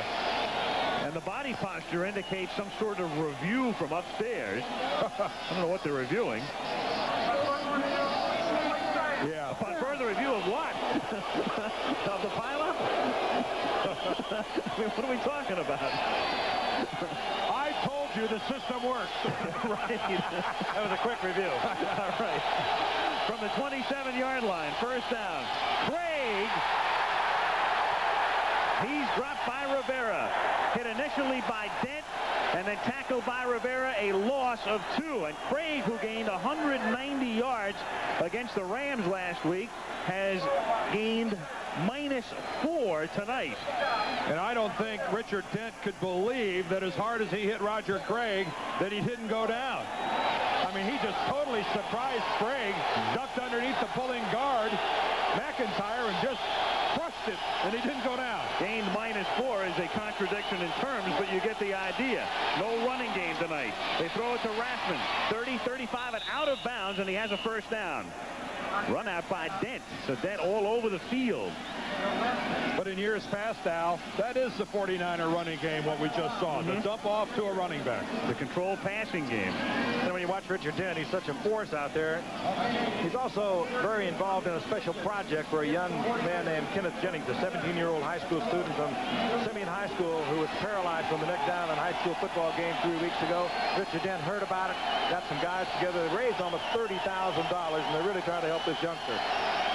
You watch him, you know that he's also got the sensitive heart to go with it. Here's Craig, and Craig finally picks up some positive yardage as he takes it to the 45 for a gain of 7. Singletary and Tate converge on the tackle. So Roger Craig, who led the league in rushing going into this weekend's games, but because Dickerson has now played the extra game and gained 169 yesterday, Dickerson, per usual, is on top. And Craig tonight, +3. And look at that average, .06 coming into tonight. He had a 5.6 yard per carry average. That's extraordinary when a back gets over 5 yards. 2nd and 3 from the 45-yard line. Montana too high for Craig. He was covered one-on-one by Rivera. It'll be 3rd down and a long 3 from the 45-yard line. They're doing a good job on Craig, but if you saw the run that he made against the Rams, that 46-yard touchdown run, John Robinson said, that's Jim Brown. That's as good as I've ever seen. And it was that. He broke, what, 5 tackles on it? At least 5. It's certainly one of the best runs I've seen the last 5 years. So he may be shut down, but he is also very explosive. In back-to-back weeks, he has established new career highs in yardage. 143 the week before against Denver in the overtime loss. 3rd and 3. Montana fires over the middle, complete for a first down and more. Ron Heller takes it to the 33-yard line. The tight end got loose over the middle, and a first down for San Francisco at the Chicago 33. And you won't see this very often, but the guy that Heller gets away from is Mike Singletary, the middle linebacker. Let's watch this play from behind. Singletary there to your left. He's going to come underneath with Heller. That's his man, and Mike Singletary in a position to make the tackle. Lost position, and Heller picks up another 7 or 8 yards. 1st and 10, San Francisco at the 33-yard line. Fake to Rathman, and look out, Montana gets sacked. Richard Dent. That wasn't a fake. He tried to give it to him. He wanted to give it to him. Rathman either didn't want to take it, and Joe just held on to it. No, I guess it was, too. Well, it's a trap setup. I mean, McIntyre, the right guard, pulls as if he's going to trap. I mean, watch the right guard, McIntyre. See him dropping, he pulls. But no, it was all the way. But I saw the pulling guard. They made it look awfully good. You could see it was a play pass all the way by the way that Montana held the football away from Rathman. 2nd down, 16 from the 39-yard line. Takes to Rathman again. Heller is open over the middle. And did he have possession? No, he never had possession. As he was hit at the 10-yard line by David Tate, the rookie out of Colorado, who was a cornerback in college, and now with the injury to Sean Gale is the free safety. And the reason that Heller is the receiver is the injury to John Frank, the receiving tight end for the 49ers. Heller is not the best receiver. He's a good blocker, a good steady tight end. But he was wide open on this play. They're letting him go. They're covering. It's going to be real close, Frank, as to whether Heller has possession. Let's watch this. No, he's bobbling the football. From behind, he had the required number of steps to have possession, but he never had control of the football. They'll come back to him because they're covering him all the way with the linebacker. They just do not respect him as a receiver. 3rd and 16, and Montana looked over the defense. And with the clock ticking down to 3, the 45-second clock, he takes a timeout. 12:09 to play, 3rd period. Chicago ahead by 3.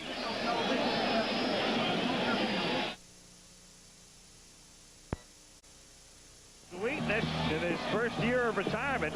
He's been interviewed a few times, and I'm sure if you've seen any Peyton interviews, one of the things he says, he has a tough time watching the game. He can't spectate, but here he is on the sidelines again. They bought the stadium. Yeah. He is an old soldier. He could have. 3rd down, 16 from the 39-yard line after the timeout. Montana pressured, throws for Heller, throws behind him, and incomplete. How about Richard Dent? Again, pretty good little series there for Richard Dent. Yeah, he comes on the loop to the inside. Take a look at this guy. Watch the loop to the inside. Dan Hampton works to the outside, and Steve Wallace, the left tackle, never even has a chance. He couldn't even tackle him. He made the attempt. Initially, he had to make a determination. Is this guy a linebacker or a defensive lineman? You know, they'll stand dead up. They'll get him down at a 3-point stance. Barry Helton now to accept the snap at his own 45. Angles that one for the far corner, and this one is a good one. So Helton, after a couple of errant kicks last week and a poor one tonight, setting up Chicago's touchdown. A beauty here. Corners it at the 6. Bears have the ball. This is very interesting. Going back to the last game of the '84 season, how do you beat the Bears? Well, almost never on Sunday. They're 41-4, 1-0 on a Saturday, 1-0 on a Thursday, and on Monday it's been Blue Monday, 4-4. After this play, I want to touch on that a little more. From the 6-yard line, Chicago starts this drive as Suey picks up 1. Well, one reason, of course, Dan, is you never see Chicago against Tampa Bay or Green Bay on Monday. On Monday night. And what's one of the things that Mike Ditka has done to try to combat that? I think the Bears are the only team in the NFL now to practice on Monday morning with a game that night. I mean, I have never seen a football team go out the day of a game, and yet the Bears were out here on the floor of Soldier Field at 10 o'clock this morning going through a practice. Basketball teams will do it, hockey teams will do it, but Mike Ditka, I think, the only coach in the NFL doing that with his club. It was the players' idea. It was their idea. They wanted to do it. Yeah, they feel that lying around all day in a hotel room, they get stale. 2nd down and 9 from the 7-yard line. Suey goes in motion, and McMahon off the fake, has pressure, and McMahon is tackled for a safety. A safety by Charles Haley. He's in on the play, number 94. So the sack specialist, the pass rush specialist, gets him back of the goal line to make the score 10-9 and give the 49ers the ball back after the free kick. Well, that is a play-action pass all the way by Jim McMahon, who takes a roll to the left, is set to throw there, and then for some reason doesn't throw the football. And I don't know if Jim wasn't aware of where he was or what, but that really is the quarterback's position, and really it's his time. If he doesn't see somebody, you've got to get rid of the ball. You can't go down there. I mean, I have to assume that Jim thought he was out beyond the goal line. Carter was penetrating, and of course Haley coming around from behind. I mean, credit the 49ers for putting a terrific rush in McMahon's face. But when you know you've got a play-action pass from out of your own end zone, there's no way you go down without at least attempting to ditch the ball somewhere. And Charles Haley, his 2nd sack of the game tonight, and certainly the best one he's had all year. And I think Jim a little mad at himself for surrendering those points. He always tries to make it happen. If there's one critique of McMahon, he wants to do it. He wants to get it done so desperately. That time he just held it a little too long. Free kick fielded by Taylor, and John from his 39 takes the ball out to the 46-yard line. So Montana and the offense take over there with 10:54. Montana led them on an 88-yard opening drive, but since then the 49ers have bogged down, and that's been the story on their last 4 possessions. 3 plays and a punt, 5 plays and a punt, 2 plays and an interception, and then a decent drive. But that's bogged down, and they had to kick it again. From the 46-yard line. Rathman stuffed after a gain of 1 by big number 99, Dan Hampton, in his 10th year out of Arkansas and playing as well as ever. Well, he's really playing where he belongs, and that's on the inside. Dan Hampton has alternated during the course of his career playing defensive tackle, playing defensive end, and he's really much more effective playing on the inside. Remember, we were in Philadelphia a couple weeks ago, and you never get in a conversation with Buddy Ryan without him talking about his favorite Bear players, Dan Hampton being one of those, and the first thing Buddy says is, well, at least they've got him back on the inside where he really belongs. Buddy Ryan's opinion. Second down and 8. Fake to Craig, and then he shovels it over the middle to Craig. Craig did everything on that play. Went in motion, took the play fake, and then caught the pass. And he comes up, I think, about 6 inches shy of a first down at the 45-yard line. Obviously the secondary receiver, but a very live receiver at all times for Montana. You can believe that he knows where Craig is at all times. Very close to the first down. Well, some job by the 49er offensive line up front. Joe stood there with the football a good 6 seconds before he decided to dump it off to Roger Craig, and even then he didn't have to. The Bears have really done. They've shut down the 49ers run, but in doing so, they've given up a little bit of the pass rush. 3rd and inches from the 44-yard line. And on an end around, it's Rice for the first down and out of bounds at the 40-yard line. Second time he's carried the ball tonight. They love to get it into Rice's hands, not only through the air, which they normally do, of course, but on end arounds and reverses as well. It's the 9th time he's carried the ball on a rush this season. First down. That is a risky call.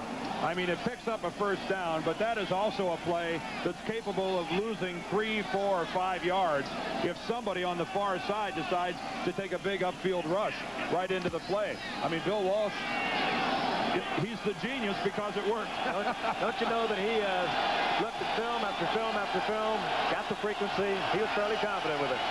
In this business, they put the word genius down in pencil. Yeah, they put it down after it worked. At the 39-yard line, Montana going deep for Rice, and he is out of bounds. Made the catch, but out of bounds. It looked like he got 1 foot in. I think everybody in this stadium is sitting back and letting the lump settle out of their throat a little bit. Watch this throw by Montana. He is electrifying. That ball's in the air. Everyone saw Rice, and they held their collective breath. And he comes down with the 1 foot. Good call.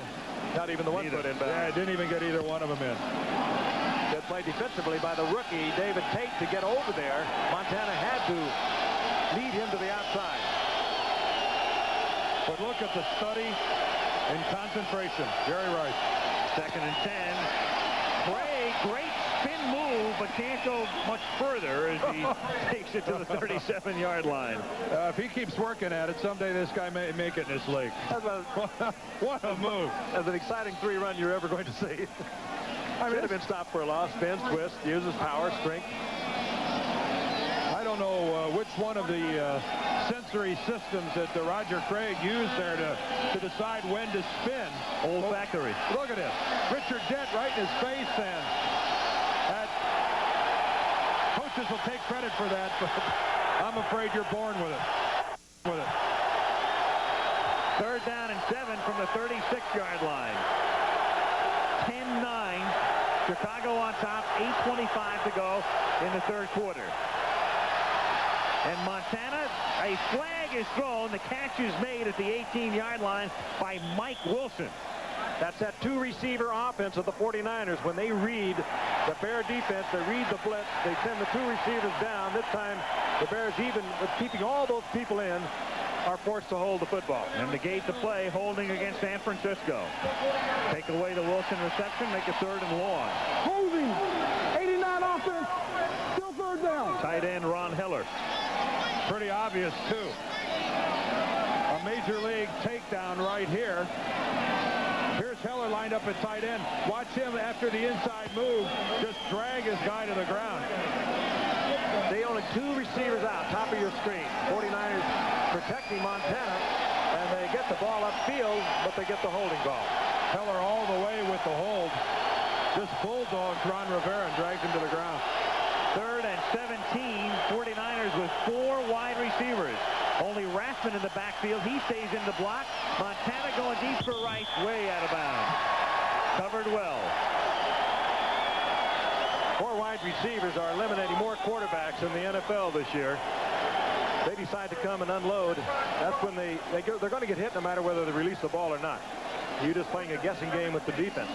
How many times do you figure that Jerry Rice and Joe Montana work on that pattern during the course of a week getting ready for a game? And don't you know that every New York Giant fan in the country cringes when they see Jerry Rice flying down the near sideline? That one, of course, the one that pulled it out with a 78-yard touchdown in the final minutes. So do Bengal fans after last year. That's right. Barry Helton angles this kick.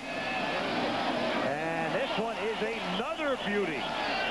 So Helton, who had a poor outing against the Rams last week and a poor half, earlier kicks one out at the 6, and this one goes out at 7.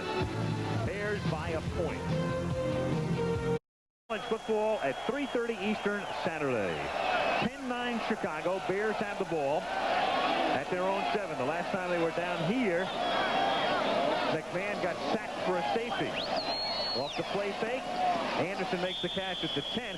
We thought on the replay that Haley could get credit for the sack on the safety. The official scorer for the moment has given it to Roberts. And the funny thing is Carter was actually the other guy in on the play. So that will be, I'm sure, subject to further review. Yeah, Haley does get around, doesn't he? He was out covering Anderson out of the backfield. We've seen him get his pair of sacks tonight, very close to a safety. Penetrated and in McMahon's face over and over. Now they use him to cover a back out of the backfield. 2nd down and 6. Moorhead goes in motion. And Anderson swings to the outside and gets tackled by the upcoming Eric Wright at the 14. I say subject to review, subject to official scoring. Review football, much like baseball. Sometimes after the game, a hit's changed to an error, vice versa. Sometimes the scorer looks at tape or film, and during the week you'll find out that somebody who was originally given a sack is given a half a sack, or they change it. What you're saying is tomorrow somebody's going to complain about it. Probably Michael Carter. Probably Charles Haley. Yeah. Won't be him. No. Well, who knows? Could be in some of the contracts. Yeah. 3rd down 2 from the 15-yard line. 6:22 remaining in the 3rd quarter. Morris in motion. McMahon on a short roll. Sends one out, and it's caught by Suey, who got position on Charles Haley as they isolate the fullback on the linebacker. The old story. They're asking Haley to do an awful lot. He is flat exhausted. He covered Anderson a moment ago out of the backfield. Now they put him on Suey. Let's take a look at it again. He's a big man. 230, 35 pounds. Suey out of the backfield, and Haley in hot pursuit, and a good touch by McMahon to get it there. Well, one of the things the 49ers asked Charles Haley to do was lose some weight coming in this year. He dropped 10 pounds down to 230, and for that reason, they had planned to use him more in their coverage scheme. But I agree, you're asking a great deal of an individual, regardless of how talented he is. So on one moment, rush the passer, and then next time around, cover a back 30 yards down the field. He's wiped out right now. The Bears, where he is the principal pass rusher for these 49ers. Now they're going to give him a breather. If they had him on 2 full sprints, they expect him to rush the passer, and they're going to give him a little break. And keep in mind that really the temperature is in the favor of the players tonight. With it being in the mid-30s, it's certainly not the heat that's going to bring you down. So when you see a highly conditioned athlete like Charles Haley that's forced out of a game in the mid-30s, you have to wonder if it's really maybe not something more than just being a little bit tired. I don't know, Frank. He may have fallen on the sidelines and injured himself somehow. Take a look at this.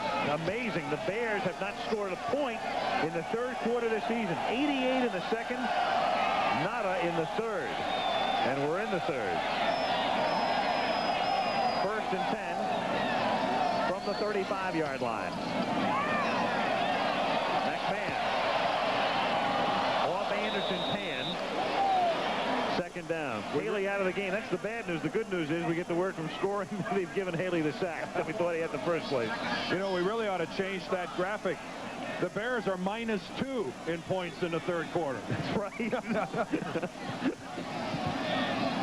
the safety again. We'll look at it from behind. You see Roberts number 91 there on the inside, but this is Charles Haley coming all the way from the outside, and he's the first guy there.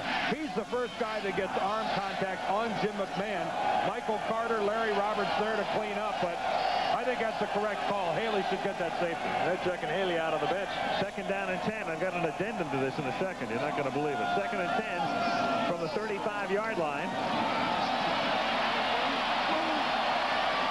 And McMahon is run out of bounds at the 37. The case of the evasive sack. They're now giving Roberts and Haley a half a sack apiece. A point apiece.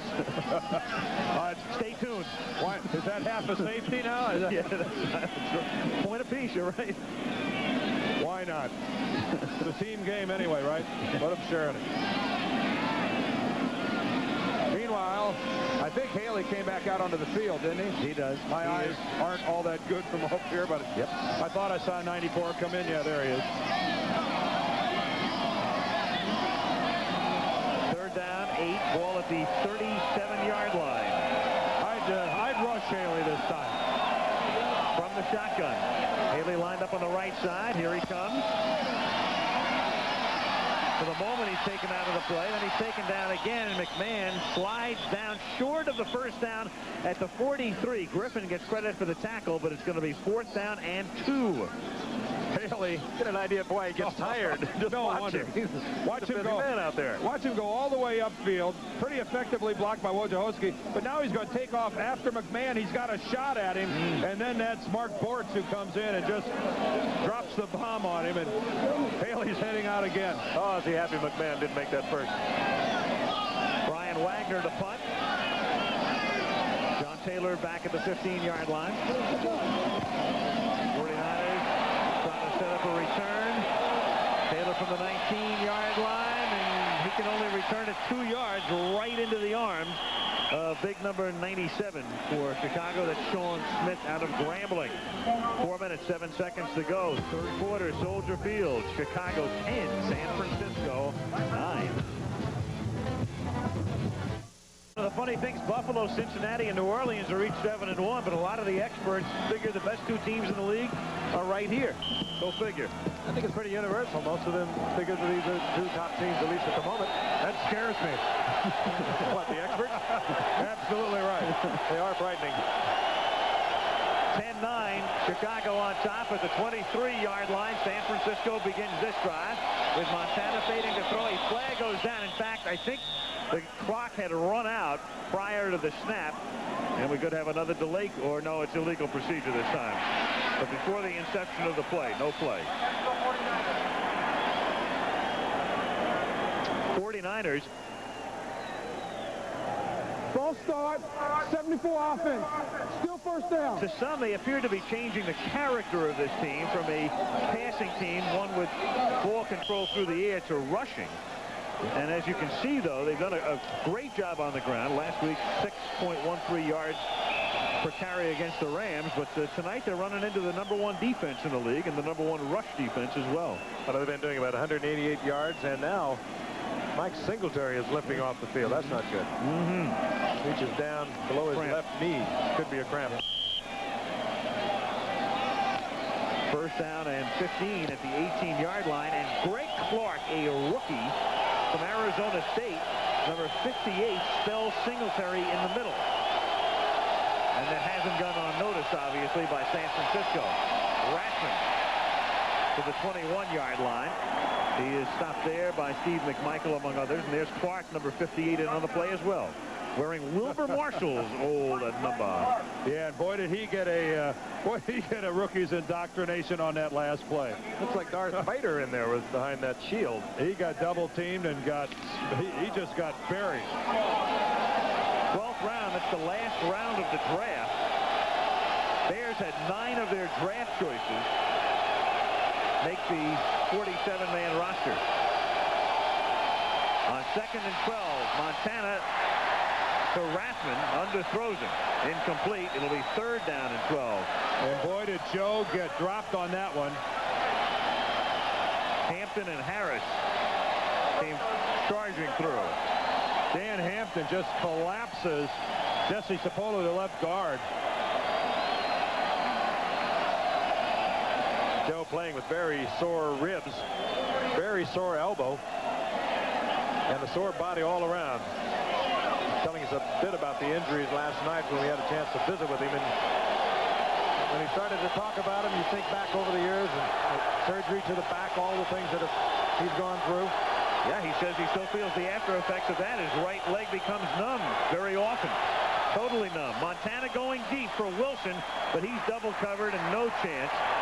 Dewerson and Richardson had him sandwiched. So 4th down and the punting unit comes in. Again, the 49ers keeping everyone in but 2 receivers, and the Bears are picking up on this very quickly now. Those 2 receivers have been covered by 3 on one side, and that time by 2. Nobody out but Wilson and Jerry Rice, and that's intentional by the 49ers. They worked all week on keeping everyone in. They didn't want Joe Montana to take a beating at the hand of the Bears the way virtually every quarterback that they have played so far this year. Keep in mind, 4 guys have been sent to the sidelines. Trudeau, Chuck Long, and last week both the Dallas quarterbacks. Barry Hilton, the 4th round selection out of Colorado. McKinnon juggles for the moment at the 32-yard line and runs it back out to the 36. He is stopped there by Bill Romanowski. 3:02 remaining in the 3rd quarter. Chicago has the ball, and they lead 10-9. Again, Troy Aikman bidding for the Heisman Trophy. You'll see him in action against Washington State. The Bruins unbeaten, #1. Against Washington State, or Iowa taking on Indiana. Indiana a loser for the first time to Michigan. A lot of jousting out on the West Coast to see who gets to play Michigan in the Rose Bowl. Mucho. And then we'll be in Indianapolis. Halloween night, the Broncos. And will they have Elway back? We don't know right now against Indianapolis. And Eric Dickerson coming off a big day yesterday in San Diego. Shuey picks up 5 as he takes it out to the 41-yard line. Michael Carter making the tackle. I would have to assume that before this Bear offensive team came out on the field that their coach Mike Ditka had a few words with them on the sidelines that says, hey guys, I don't know how our defense can play the Niners any better than they're doing. You guys haven't done a thing here in the second half. Let's see if you can put a drive together and maybe get some points. The Bear defense has certainly played as good as you can do against the 49ers in this 3rd quarter, and that conversely the Bear offense hasn't really done a thing. 2nd down, 5 from the 41-yard line. It's Anderson on a sweep. Nice move. Takes it to the inside and brings it out to the 45-yard line. He's about a half-yard shy of a first down. 3rd down and inches with 2 minutes to play in the 3rd quarter. It really is a classic matchup, though. We talk about the Bears having the #1 defense. They also have the #6 offense coming in, well, at least after 7 games. You don't hear much about that. You hear mostly about McMahon, and they can move the football. They have led the league through 7 games in times of possession. So, the 49er defense, they're playing awfully well. You saw there Neil Anderson out rushing the entire 49er team. 3rd and inches from the 46-yard line. Anderson goes in motion, and McMahon himself picks up the first down on a sneak to the 47-yard line.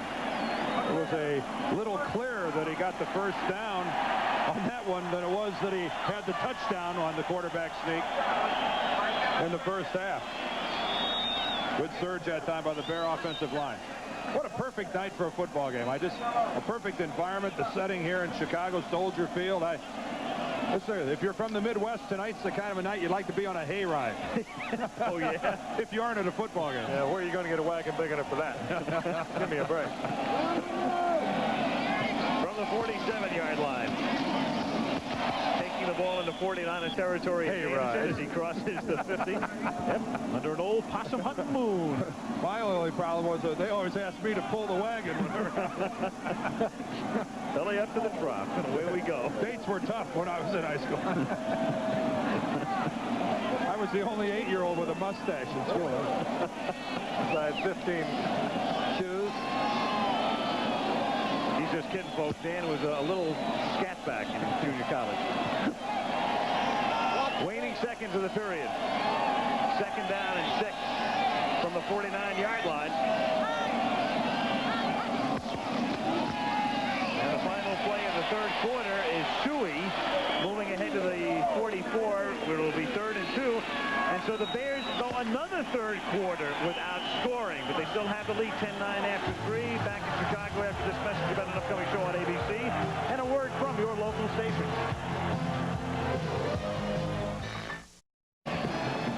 In Chicago, Al Michaels, Frank Gifford, Dan Dierdorf.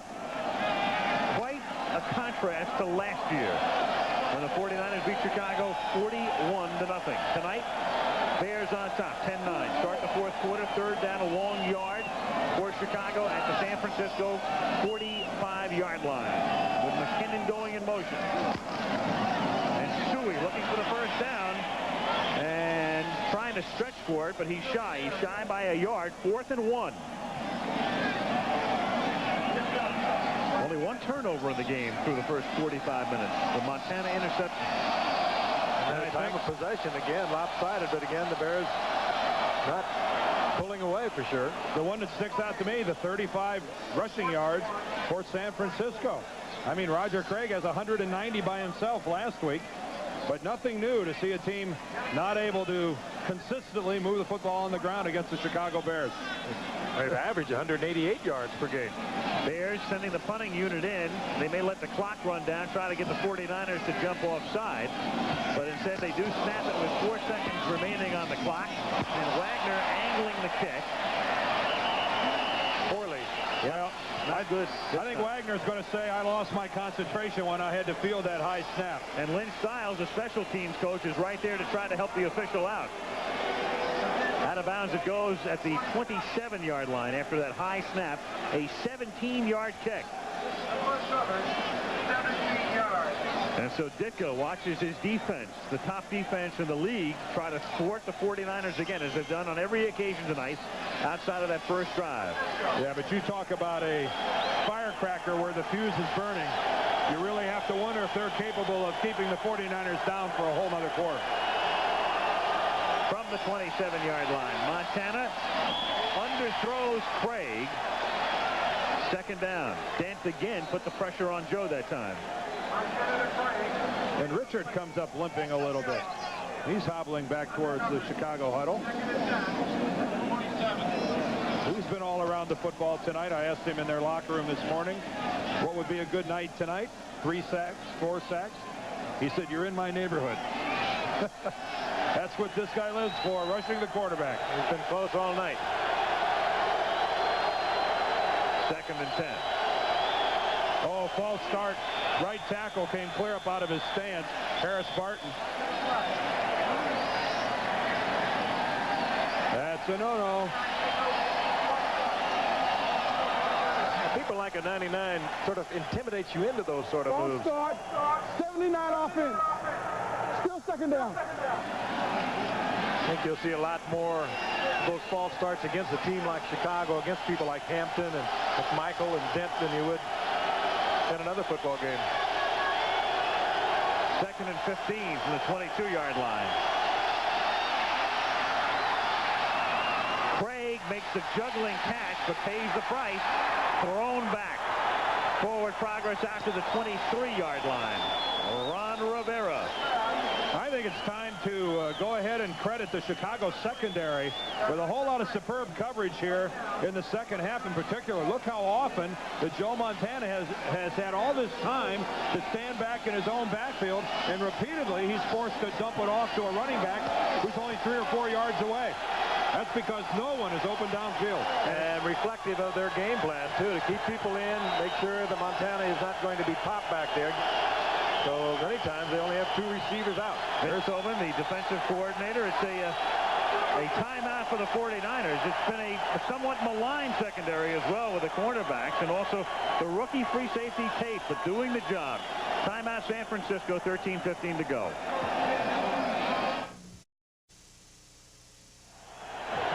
Welcome back to Rome.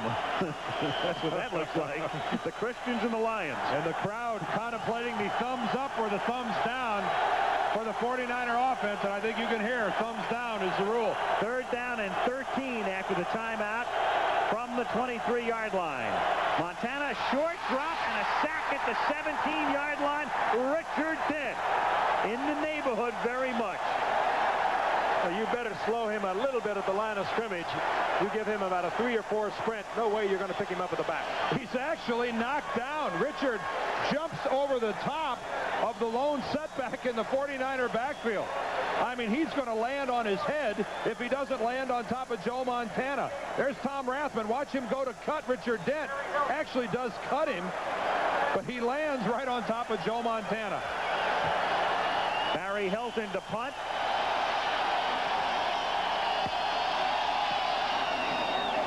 McKinnon, another short kick, takes a decent 49er bounce and rolls out of bounds at the 49 of Chicago. But another bad kick, a 33-yard punt. You're going to block Dent. You're a setback. You better be moving up towards Dent. You wait for him. That's what you get.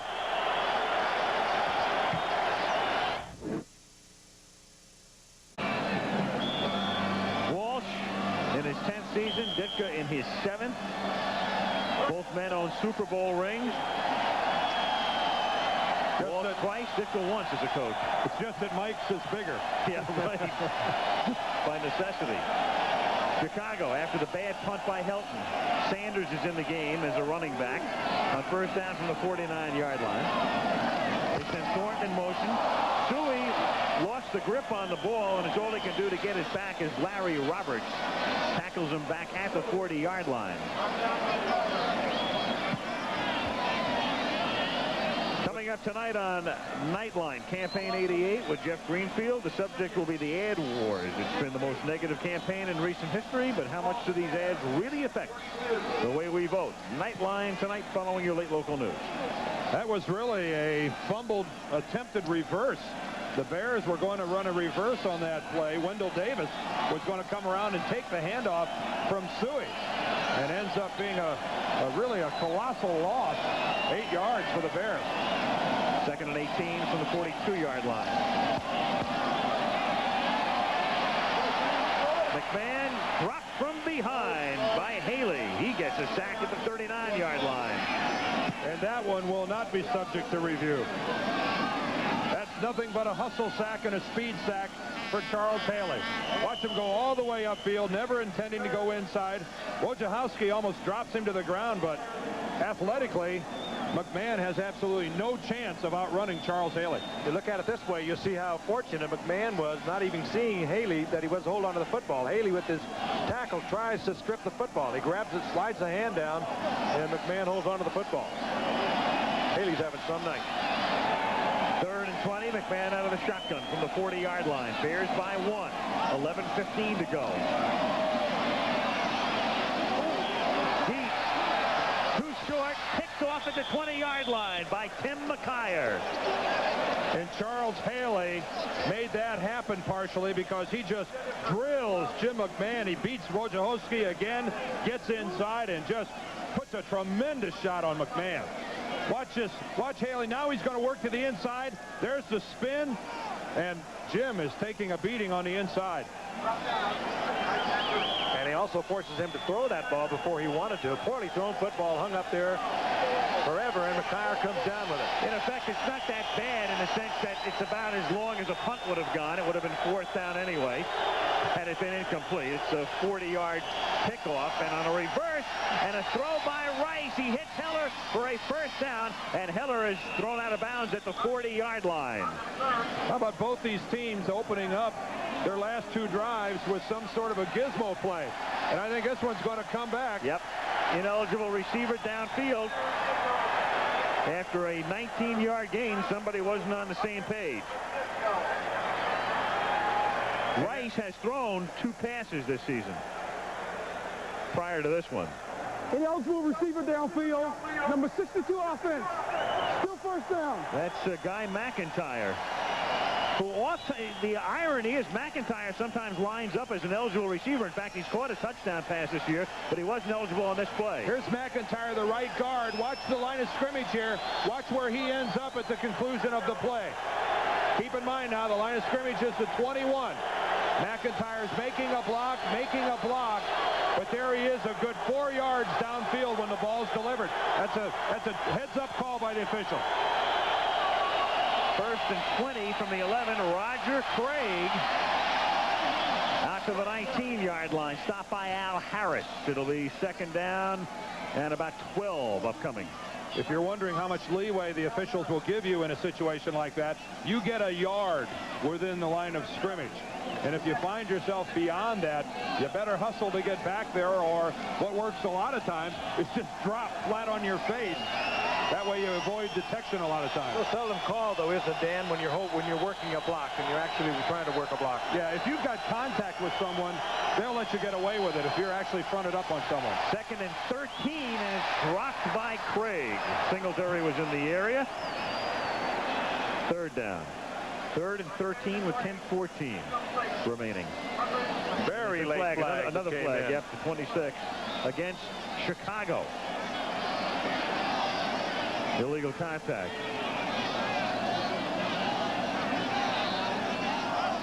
I was going to say that might be a penalty against Mike Singletary for scaring Roger Craig. Illegal contact, 27 defense. First down. Mike Richardson, the cornerback. He was way away from the play, all tied up with Rice. Watch Singletary working on Roger Craig, and you will not convince me that Roger Craig does not see Mike Singletary coming at him, and he drops that football. He heard the deep breathing. It's a first down, first and 10 at the 23-yard line.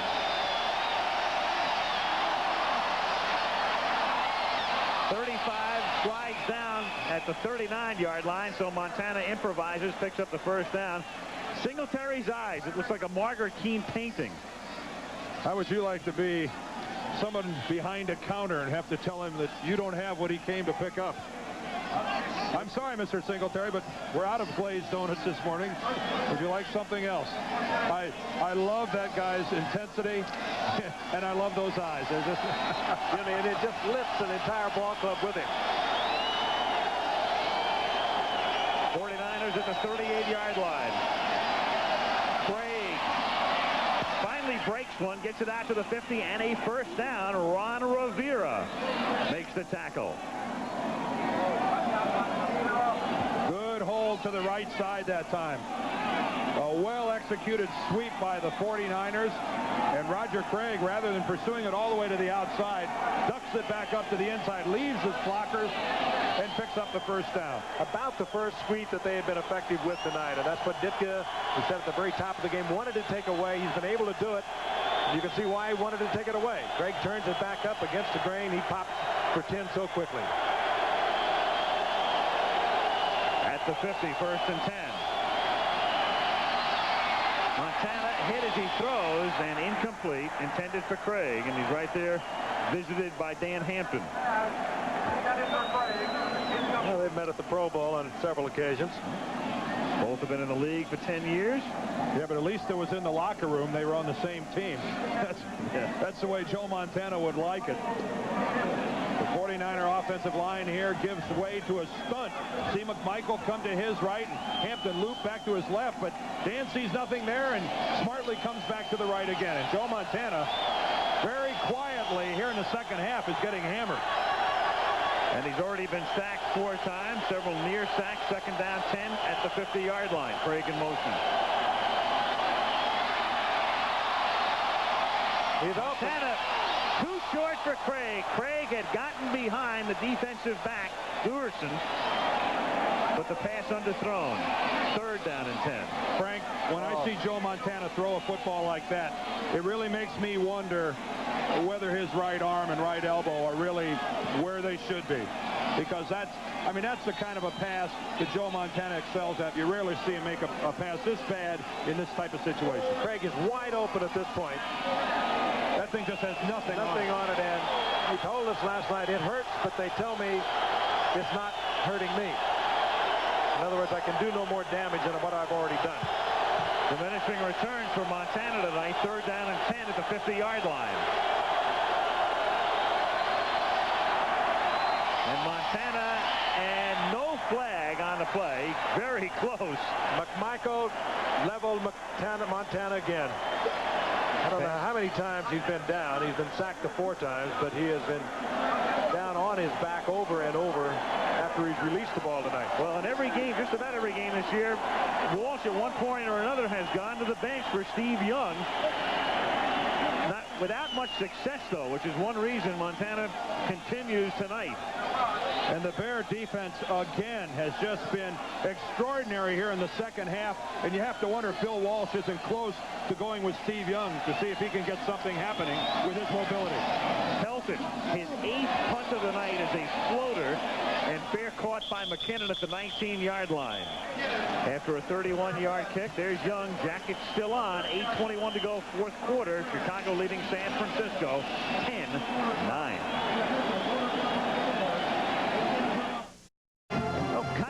In a way, very much the type of game we expected. A very low-scoring game and a tight game. When you've seen as much football as we have, you get the impression that if the Bears don't do something offensively, they're going to lose this football game. Even though they have the lead, you just have to wonder if they can rely on their defense to play the way they played up to now. I mean, it's time for the Bears offensively to do something if they want to win this ball game. 8:21 to go, 4th quarter. Chicago with the ball after the Hilton punt at the 20-yard line, 1st and 10. Bears lead 10-9. Buster for 2. Stopped by Roberts. It'll be 2nd down and 8. Jeff Fuller also coming up to help out. I'll go back to the top of tonight's telecast, and we talked about the number 1 defense of the Bears. But the 49ers were number 5 coming in. So you hear so much about their offense, and they're awfully good defensively, and now the Bears are going without the huddle. 2nd down and 8. McMahon too high, intended for Dennis Gentry. 3rd down. Stop 7:43. I think Steve Young has begun to throw the football and warm up on the far side. Yeah, there he is. The lefty is starting to limber up, and it's an interesting decision here for Bill Walsh. I mean, on the one hand, you got Joe Montana, who has done everything a quarterback can do in this league. He comes off the bench and wins the Giant game that we talked about earlier. But yet, the extraordinary mobility of Young, couple that with the fact that Montana has taken a terrible beating here in the second half. Came off the carpet to do the same thing in New Orleans. 3rd and 8 at the 22-yard line.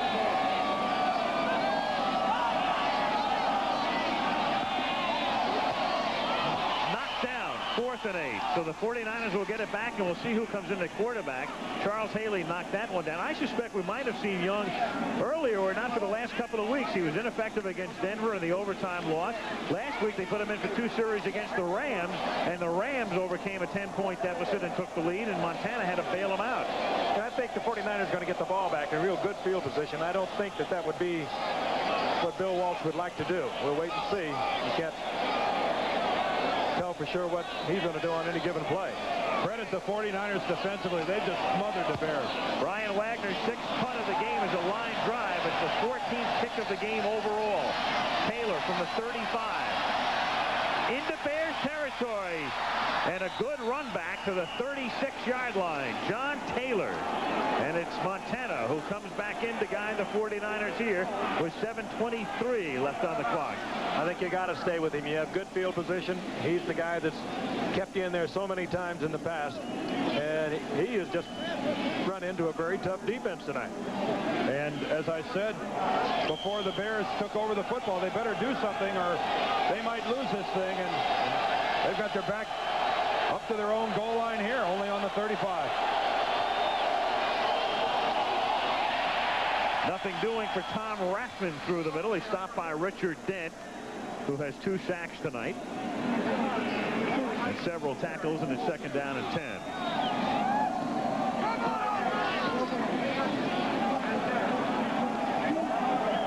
There's a decision, the conference upstairs. The play given to Steve Young, the signal into Montana. 2nd down, 10 from the 35-yard line. Craig stays in bounds and is finally run out by Singletary and Troy Johnson.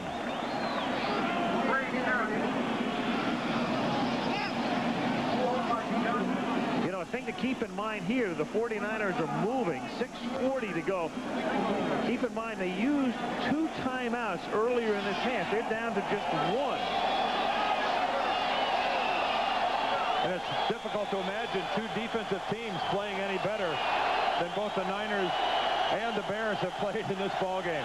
I mean, we have 19 total points between these 2 offensive ball clubs, and there goes the 49ers using their final timeout of the second half. They are out of timeouts with 6:40 to play. And that, you know, that is really, I'm really amazed he took a timeout there. I know it's 3rd and 9, but ooh, in a close ball game to be without timeouts with this much football to play, uncomfortable. Interesting, their kicker, Mike Coper, they have allowed him to kick many times from 50 and over. This season he's had attempts from 55 and 62, so they know he can reach it from way out. But his longest field goal this year is from 40 yards. That's his best. And that was last week against the Rams. There he is, and he's the man who has taken the spot long occupied by Ray Wersching. Coper won the job. He's 0 for 5 beyond 40. So right now they're 3rd and 9. And if they don't gain a yard on this play, you're looking at a 52-yard attempt. 3rd and 9. Montana lost it, intended for Rathman, underthrown, broken up by Troy Johnson. The Oklahoma rookie bats it down, 4th and 9. Boy, there you have to question about the elbow once again. He's rolling to the right, an easy delivery ordinarily for a quarterback, and now he underthrows once again. A few moments ago, he underthrew what could have been a touchdown to Craig. That should have been an easy flip. Plenty of room. He just did not get it over. You really look at Johnson, though, and the way he played it. You have to admire the way he was in no man's land. You have to make a decision. Do I come up and pressure the quarterback, or do I go ahead and drop off into coverage? And boy, he made the right decision. Well, Montana will spot the ball at the 41. It's a 51-yard attempt. His longest is 40, and the kick is not even close. Well, get a thrill out of that one. And a standing ovation here at Soldier Field for their defensive team. Nothing new to see the guys in the blue shirts playing defense the way they played it here tonight. Nothing new. I'll tell you, if we were in San Francisco, they could do the same thing there for the 49ers defense. Absolutely. It's been that kind of game. All the stars, the Rice, the Montanas, the McMahons. The real stars tonight have been on the defensive side of that line of scrimmage. So it's 10-9 Chicago, and the Saints and Rams have to love every moment of this. If the 49ers lose, New Orleans would lead the Rams by a game and San Francisco by 2. Bears at the 34-yard line. 6:28 to play.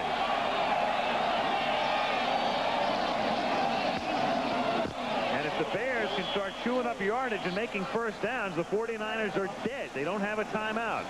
And they begin on the ground with Sanders. You know, here's something to think about. Al, here's something to think about as we watched Kofor miss that field goal. How difficult it must be to make field goals here at Soldier Field. And I look at the case of Kevin Butler, the Bears kicker. He is an 81% field goal kicker on the road, but only a 64% kicker here at his home field, Soldier Field. The wind swirls here a great deal. It's windy almost every game that's played here, and it's tough to kick a pressure field goal that wins a ball game here. And now natural surface. 2nd and 7 from the 37-yard line. Anderson. And a first down out to the 46-yard line. This is exactly what Chicago needs. Running plays, stay in bounds, take the clock down. 5:30 to go. This is where you got to dig down if you're a 49er defensive man and find something a little extra. They know exactly what Chicago is going to attempt to do. They know they can't stop it. They've got to make a big play. They've got to go for the football, try and strip it, do something disruptive. Because, again, we have to reiterate what this game means to the 49ers. They dropped 2 games behind the Saints if they lose this ball game tonight to the Bears. And into 3rd place in their own division at the 46-yard line, 1st and 10. Anderson in motion. Keep it on the ground. Brad Muster, the fullback, to the 50-yard line. Clock is down to 4:45. Young throwing again on the sidelines. If the 49ers get it back, not only do they have to go to a 2-minute offense, but without a timeout. Well, the key there, that's the first time that Young has warmed up without his jacket on, if that means anything, but he took off the jacket. And I doubt he took it off because he was hot. 2nd down and 6, Chicago at the 50-yard line. They're using as much of the 45-second clock as they can. That clock is down to 7 as they get the play off. And it's Brad Muster who gets pushed back after a gain of about 2 to the 48-yard line, tackled by Larry Roberts. Muster, one of 2 first-round draft choices. The other was Wendell Davis. We put that graphic up a while ago that illustrated how poorly Young has played the last couple of weeks. But keep in mind how well he played last year on Monday night in that 41-0 game. 4 touchdown passes. I mean, that's something for Bill Walsh to keep in mind, how well he's played in the past against Chicago. On a Monday night when Montana got hurt in the first quarter. Talking what might not happen. Yeah, that's exactly the way the Bears are going. That might not happen. 3rd and 3. 45-second clock is down to 5. Game clock to 3:25. Anderson. And Anderson fighting and digging and very close to a first down. And not only that, but they're going to say that he was tackled inbounds and stopped inbounds, which means the clock keeps going. The head linesman signaled to keep the clock going, and then Greer stops it, perhaps with a measurement. They make that determination that if your forward progress is halted, the moment you start to be driven backwards, that is where the play ended. And if it's inbounds and you get driven out of bounds, the clock keeps winding. It stopped right now for the measurement, which means after the measurement, they'll wind it again with 3:12. And if it is 4th down and inches, what will Mike Ditka do? Ooh, and that's the decision right now. He could win a football game right here. The clock's going to start again. The play will be run with about 2.5 minutes to go. 4th and inches. Oh, you know what? You look at that face, you know what he wants to do. Yeah, but I tell you what, you have to punt the football. I mean, the way your defense has been playing, why run the risk? Why run the risk of turning the ball over just beyond midfield? Especially you're only leading by a point. A field goal wins the game for the other team.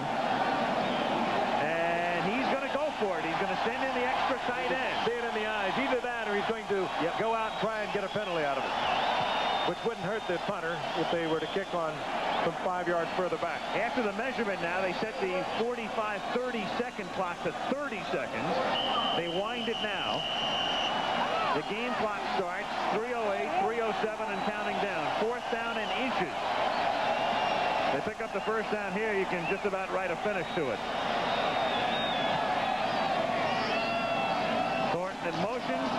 They give it to Muster, and he is stopped at the 45-yard line. That's a bad call. It's tough to make that call. And the 49ers are going to have the football at the 45, 2:51 to play, and no timeout, but they do get to stop the clock at the 2-minute warning. So in essence, a 3 timeout. And Steve Young right there. It's a tough decision, you're right, to make that call. You've got the #1 defense. They've handled the 49ers thus far. Now we're going to see Steve Young. I know the way Mike Ditka thinks. He thinks if I can't make 6 inches, I don't deserve to win the football game. And that's an admirable coaching mentality. That if you can't move the football that far, maybe you don't deserve to win.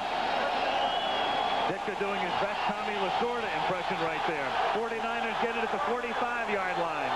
This is the man they'll have to chase around. They won't trap him back in the pocket very easily. Steve Young, the mobile left-handed quarterback, rolling to his left. Gets tackled after a gain of 1, and a flag goes down. He never intended throwing that football. I get the impression that was a run all the way. Vesty Jackson came up to make the tackle, and a flag thrown as the play ended. Referee Johnny Greer tells us there is no flag. The illegal block was made after the runner was down. It's illegal. It's illegal. An illegal block after the runner was down. Okay, defies description. Yeah. I didn't see one nor understand that. Second down and 10 at the 46-yard line. Craig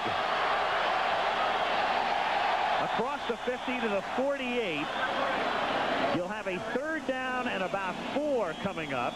And again, Al, we got to remember no timeouts for the 49ers. Except at the 2-minute warning when the clock will stop. So you've got the biggest play of the game coming up for the 49ers here. Third down and 4 at the 49-yard line.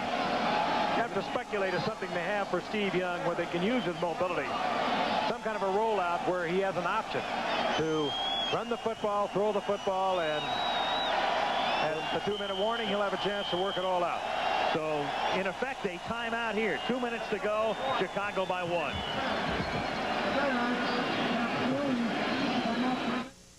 2 minutes to go. Third down, 4. San Francisco at the Chicago 49-yard line. No timeouts left. 10-9. Bears. And Steve Young. Of course, this is 2 downs for the 49ers. Even if they don't make it, they'll go for it on 4th. They have no choice. Rathman in motion. Quarterback draw, and about a 3-yard gain. It's going to be 4th down and a yard or 2. Dent put the pressure on, and Singletary then made the tackles. And I tell you, the 49ers ought to think about moving a little bit here. Well, here's your ball game right now. 4th and 2 at the 47-yard line. I don't understand why the 49ers are taking so much time. I mean, they don't have any timeouts left. Even if they get the first down, they still got to worry about getting in field goal range to win this ball game. And they're walking up to the line of scrimmage. A tight formation with Rice on a wing to the right. They send Jerry in motion, and on 4th and 2, a straight drop. Young lost it for Craig, but Craig is hit at the 46-yard line and stopped short of the first down by Duerson. An all-pro play by an all-pro. So Ditka's gamble doesn't hurt them. And I think most people would agree you should punt away, but when you got the #1 defense, I think he was counting on that, and he got it. But a very curious call there, too, to throw that play on 4th and 2. When you don't have the distance to get a first down upon the reception. Well, only the victors get to give out game balls, and everyone on the Chicago Bear defensive team ought to get a game ball. And if the 49ers would have gone ahead and won the game, everyone on the 49er defensive team should have gotten a game ball. It has been that kind of game. You think back here in the second half, the 49ers have not even threatened offensively. The #1 offense in the league, shut down by the #1 defense. Outside of the opening drive, in effect, the Bears took a shutout. And the lack of timeouts at the end of the ball game here has really handicapped the 49ers. Another look at it. Dave Duerson, who has made so many big plays up at the line of scrimmage. And as Dan mentioned earlier, he was an all-pro at the free safety, all-pro at the strong safety, and there is a Pro Bowl stop there. Meanwhile, this will be the 5th consecutive game in which the Bears have held the opposition to single digits. They haven't given up double figures since the Minnesota loss, their only loss of the season in week 3. And for the Bears, it's been 1942 since they've gone this long, holding 5 consecutive opponents under 10 points. And this will be the final play of the game as they run out the clock. And the Bears go to 7-1. The 49ers go to 5-3. The 49er 11-game road winning streak comes to an inglorious end. Does this crowd love it? This was just a sensational football game, dominated by 2 defenses by San Francisco and Chicago. This game gave us a little bit of everything. But the 49ers, I guess the story now, they have really put themselves in a hole. They're 4-3. I mean, they're 5-4 rather. 5-3. Excuse me. 5-3. But they're still 2 full games behind the Saints because of that tremendous 7-1 start of the Saints. And in 3rd place in their own division, behind the Rams as well. There is a very warm little happening there. Singletary, certainly one of those stars tonight, looking for Roger Craig to say hello. And our thanks up here, as always, Kelly Hayes, George Hill, for their work in the booth. Our crew led by Kenny Wolf, Greg Janoff. And the Chicago Bears with a victory to make their mark 7-1, equaling the best record in the league. Buffalo, Cincinnati, New Orleans, and Chicago now all 7-1. Final score again, Chicago 10, San Francisco 9. A reminder, Saturday on ABC's College Football, the Washington State Cougars take on the unbeaten and #1 ranked Bruins of UCLA, or the Iowa Hawkeyes beat the Hoosiers of Indiana. Check your local listings for the game in your area. And next week on Monday Night Football, Halloween night at the Hoosier Dome, the Denver Broncos against the Indianapolis Colts. It all begins at 9 Eastern Time. A week from tonight on Monday Night Football. Later tonight on Nightline, the ad wars.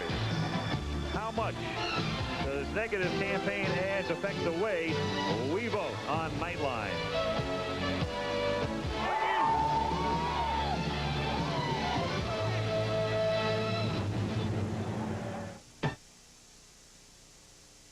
Been brought to you by Buick and your Buick dealer. The Great American Road belongs to Buick.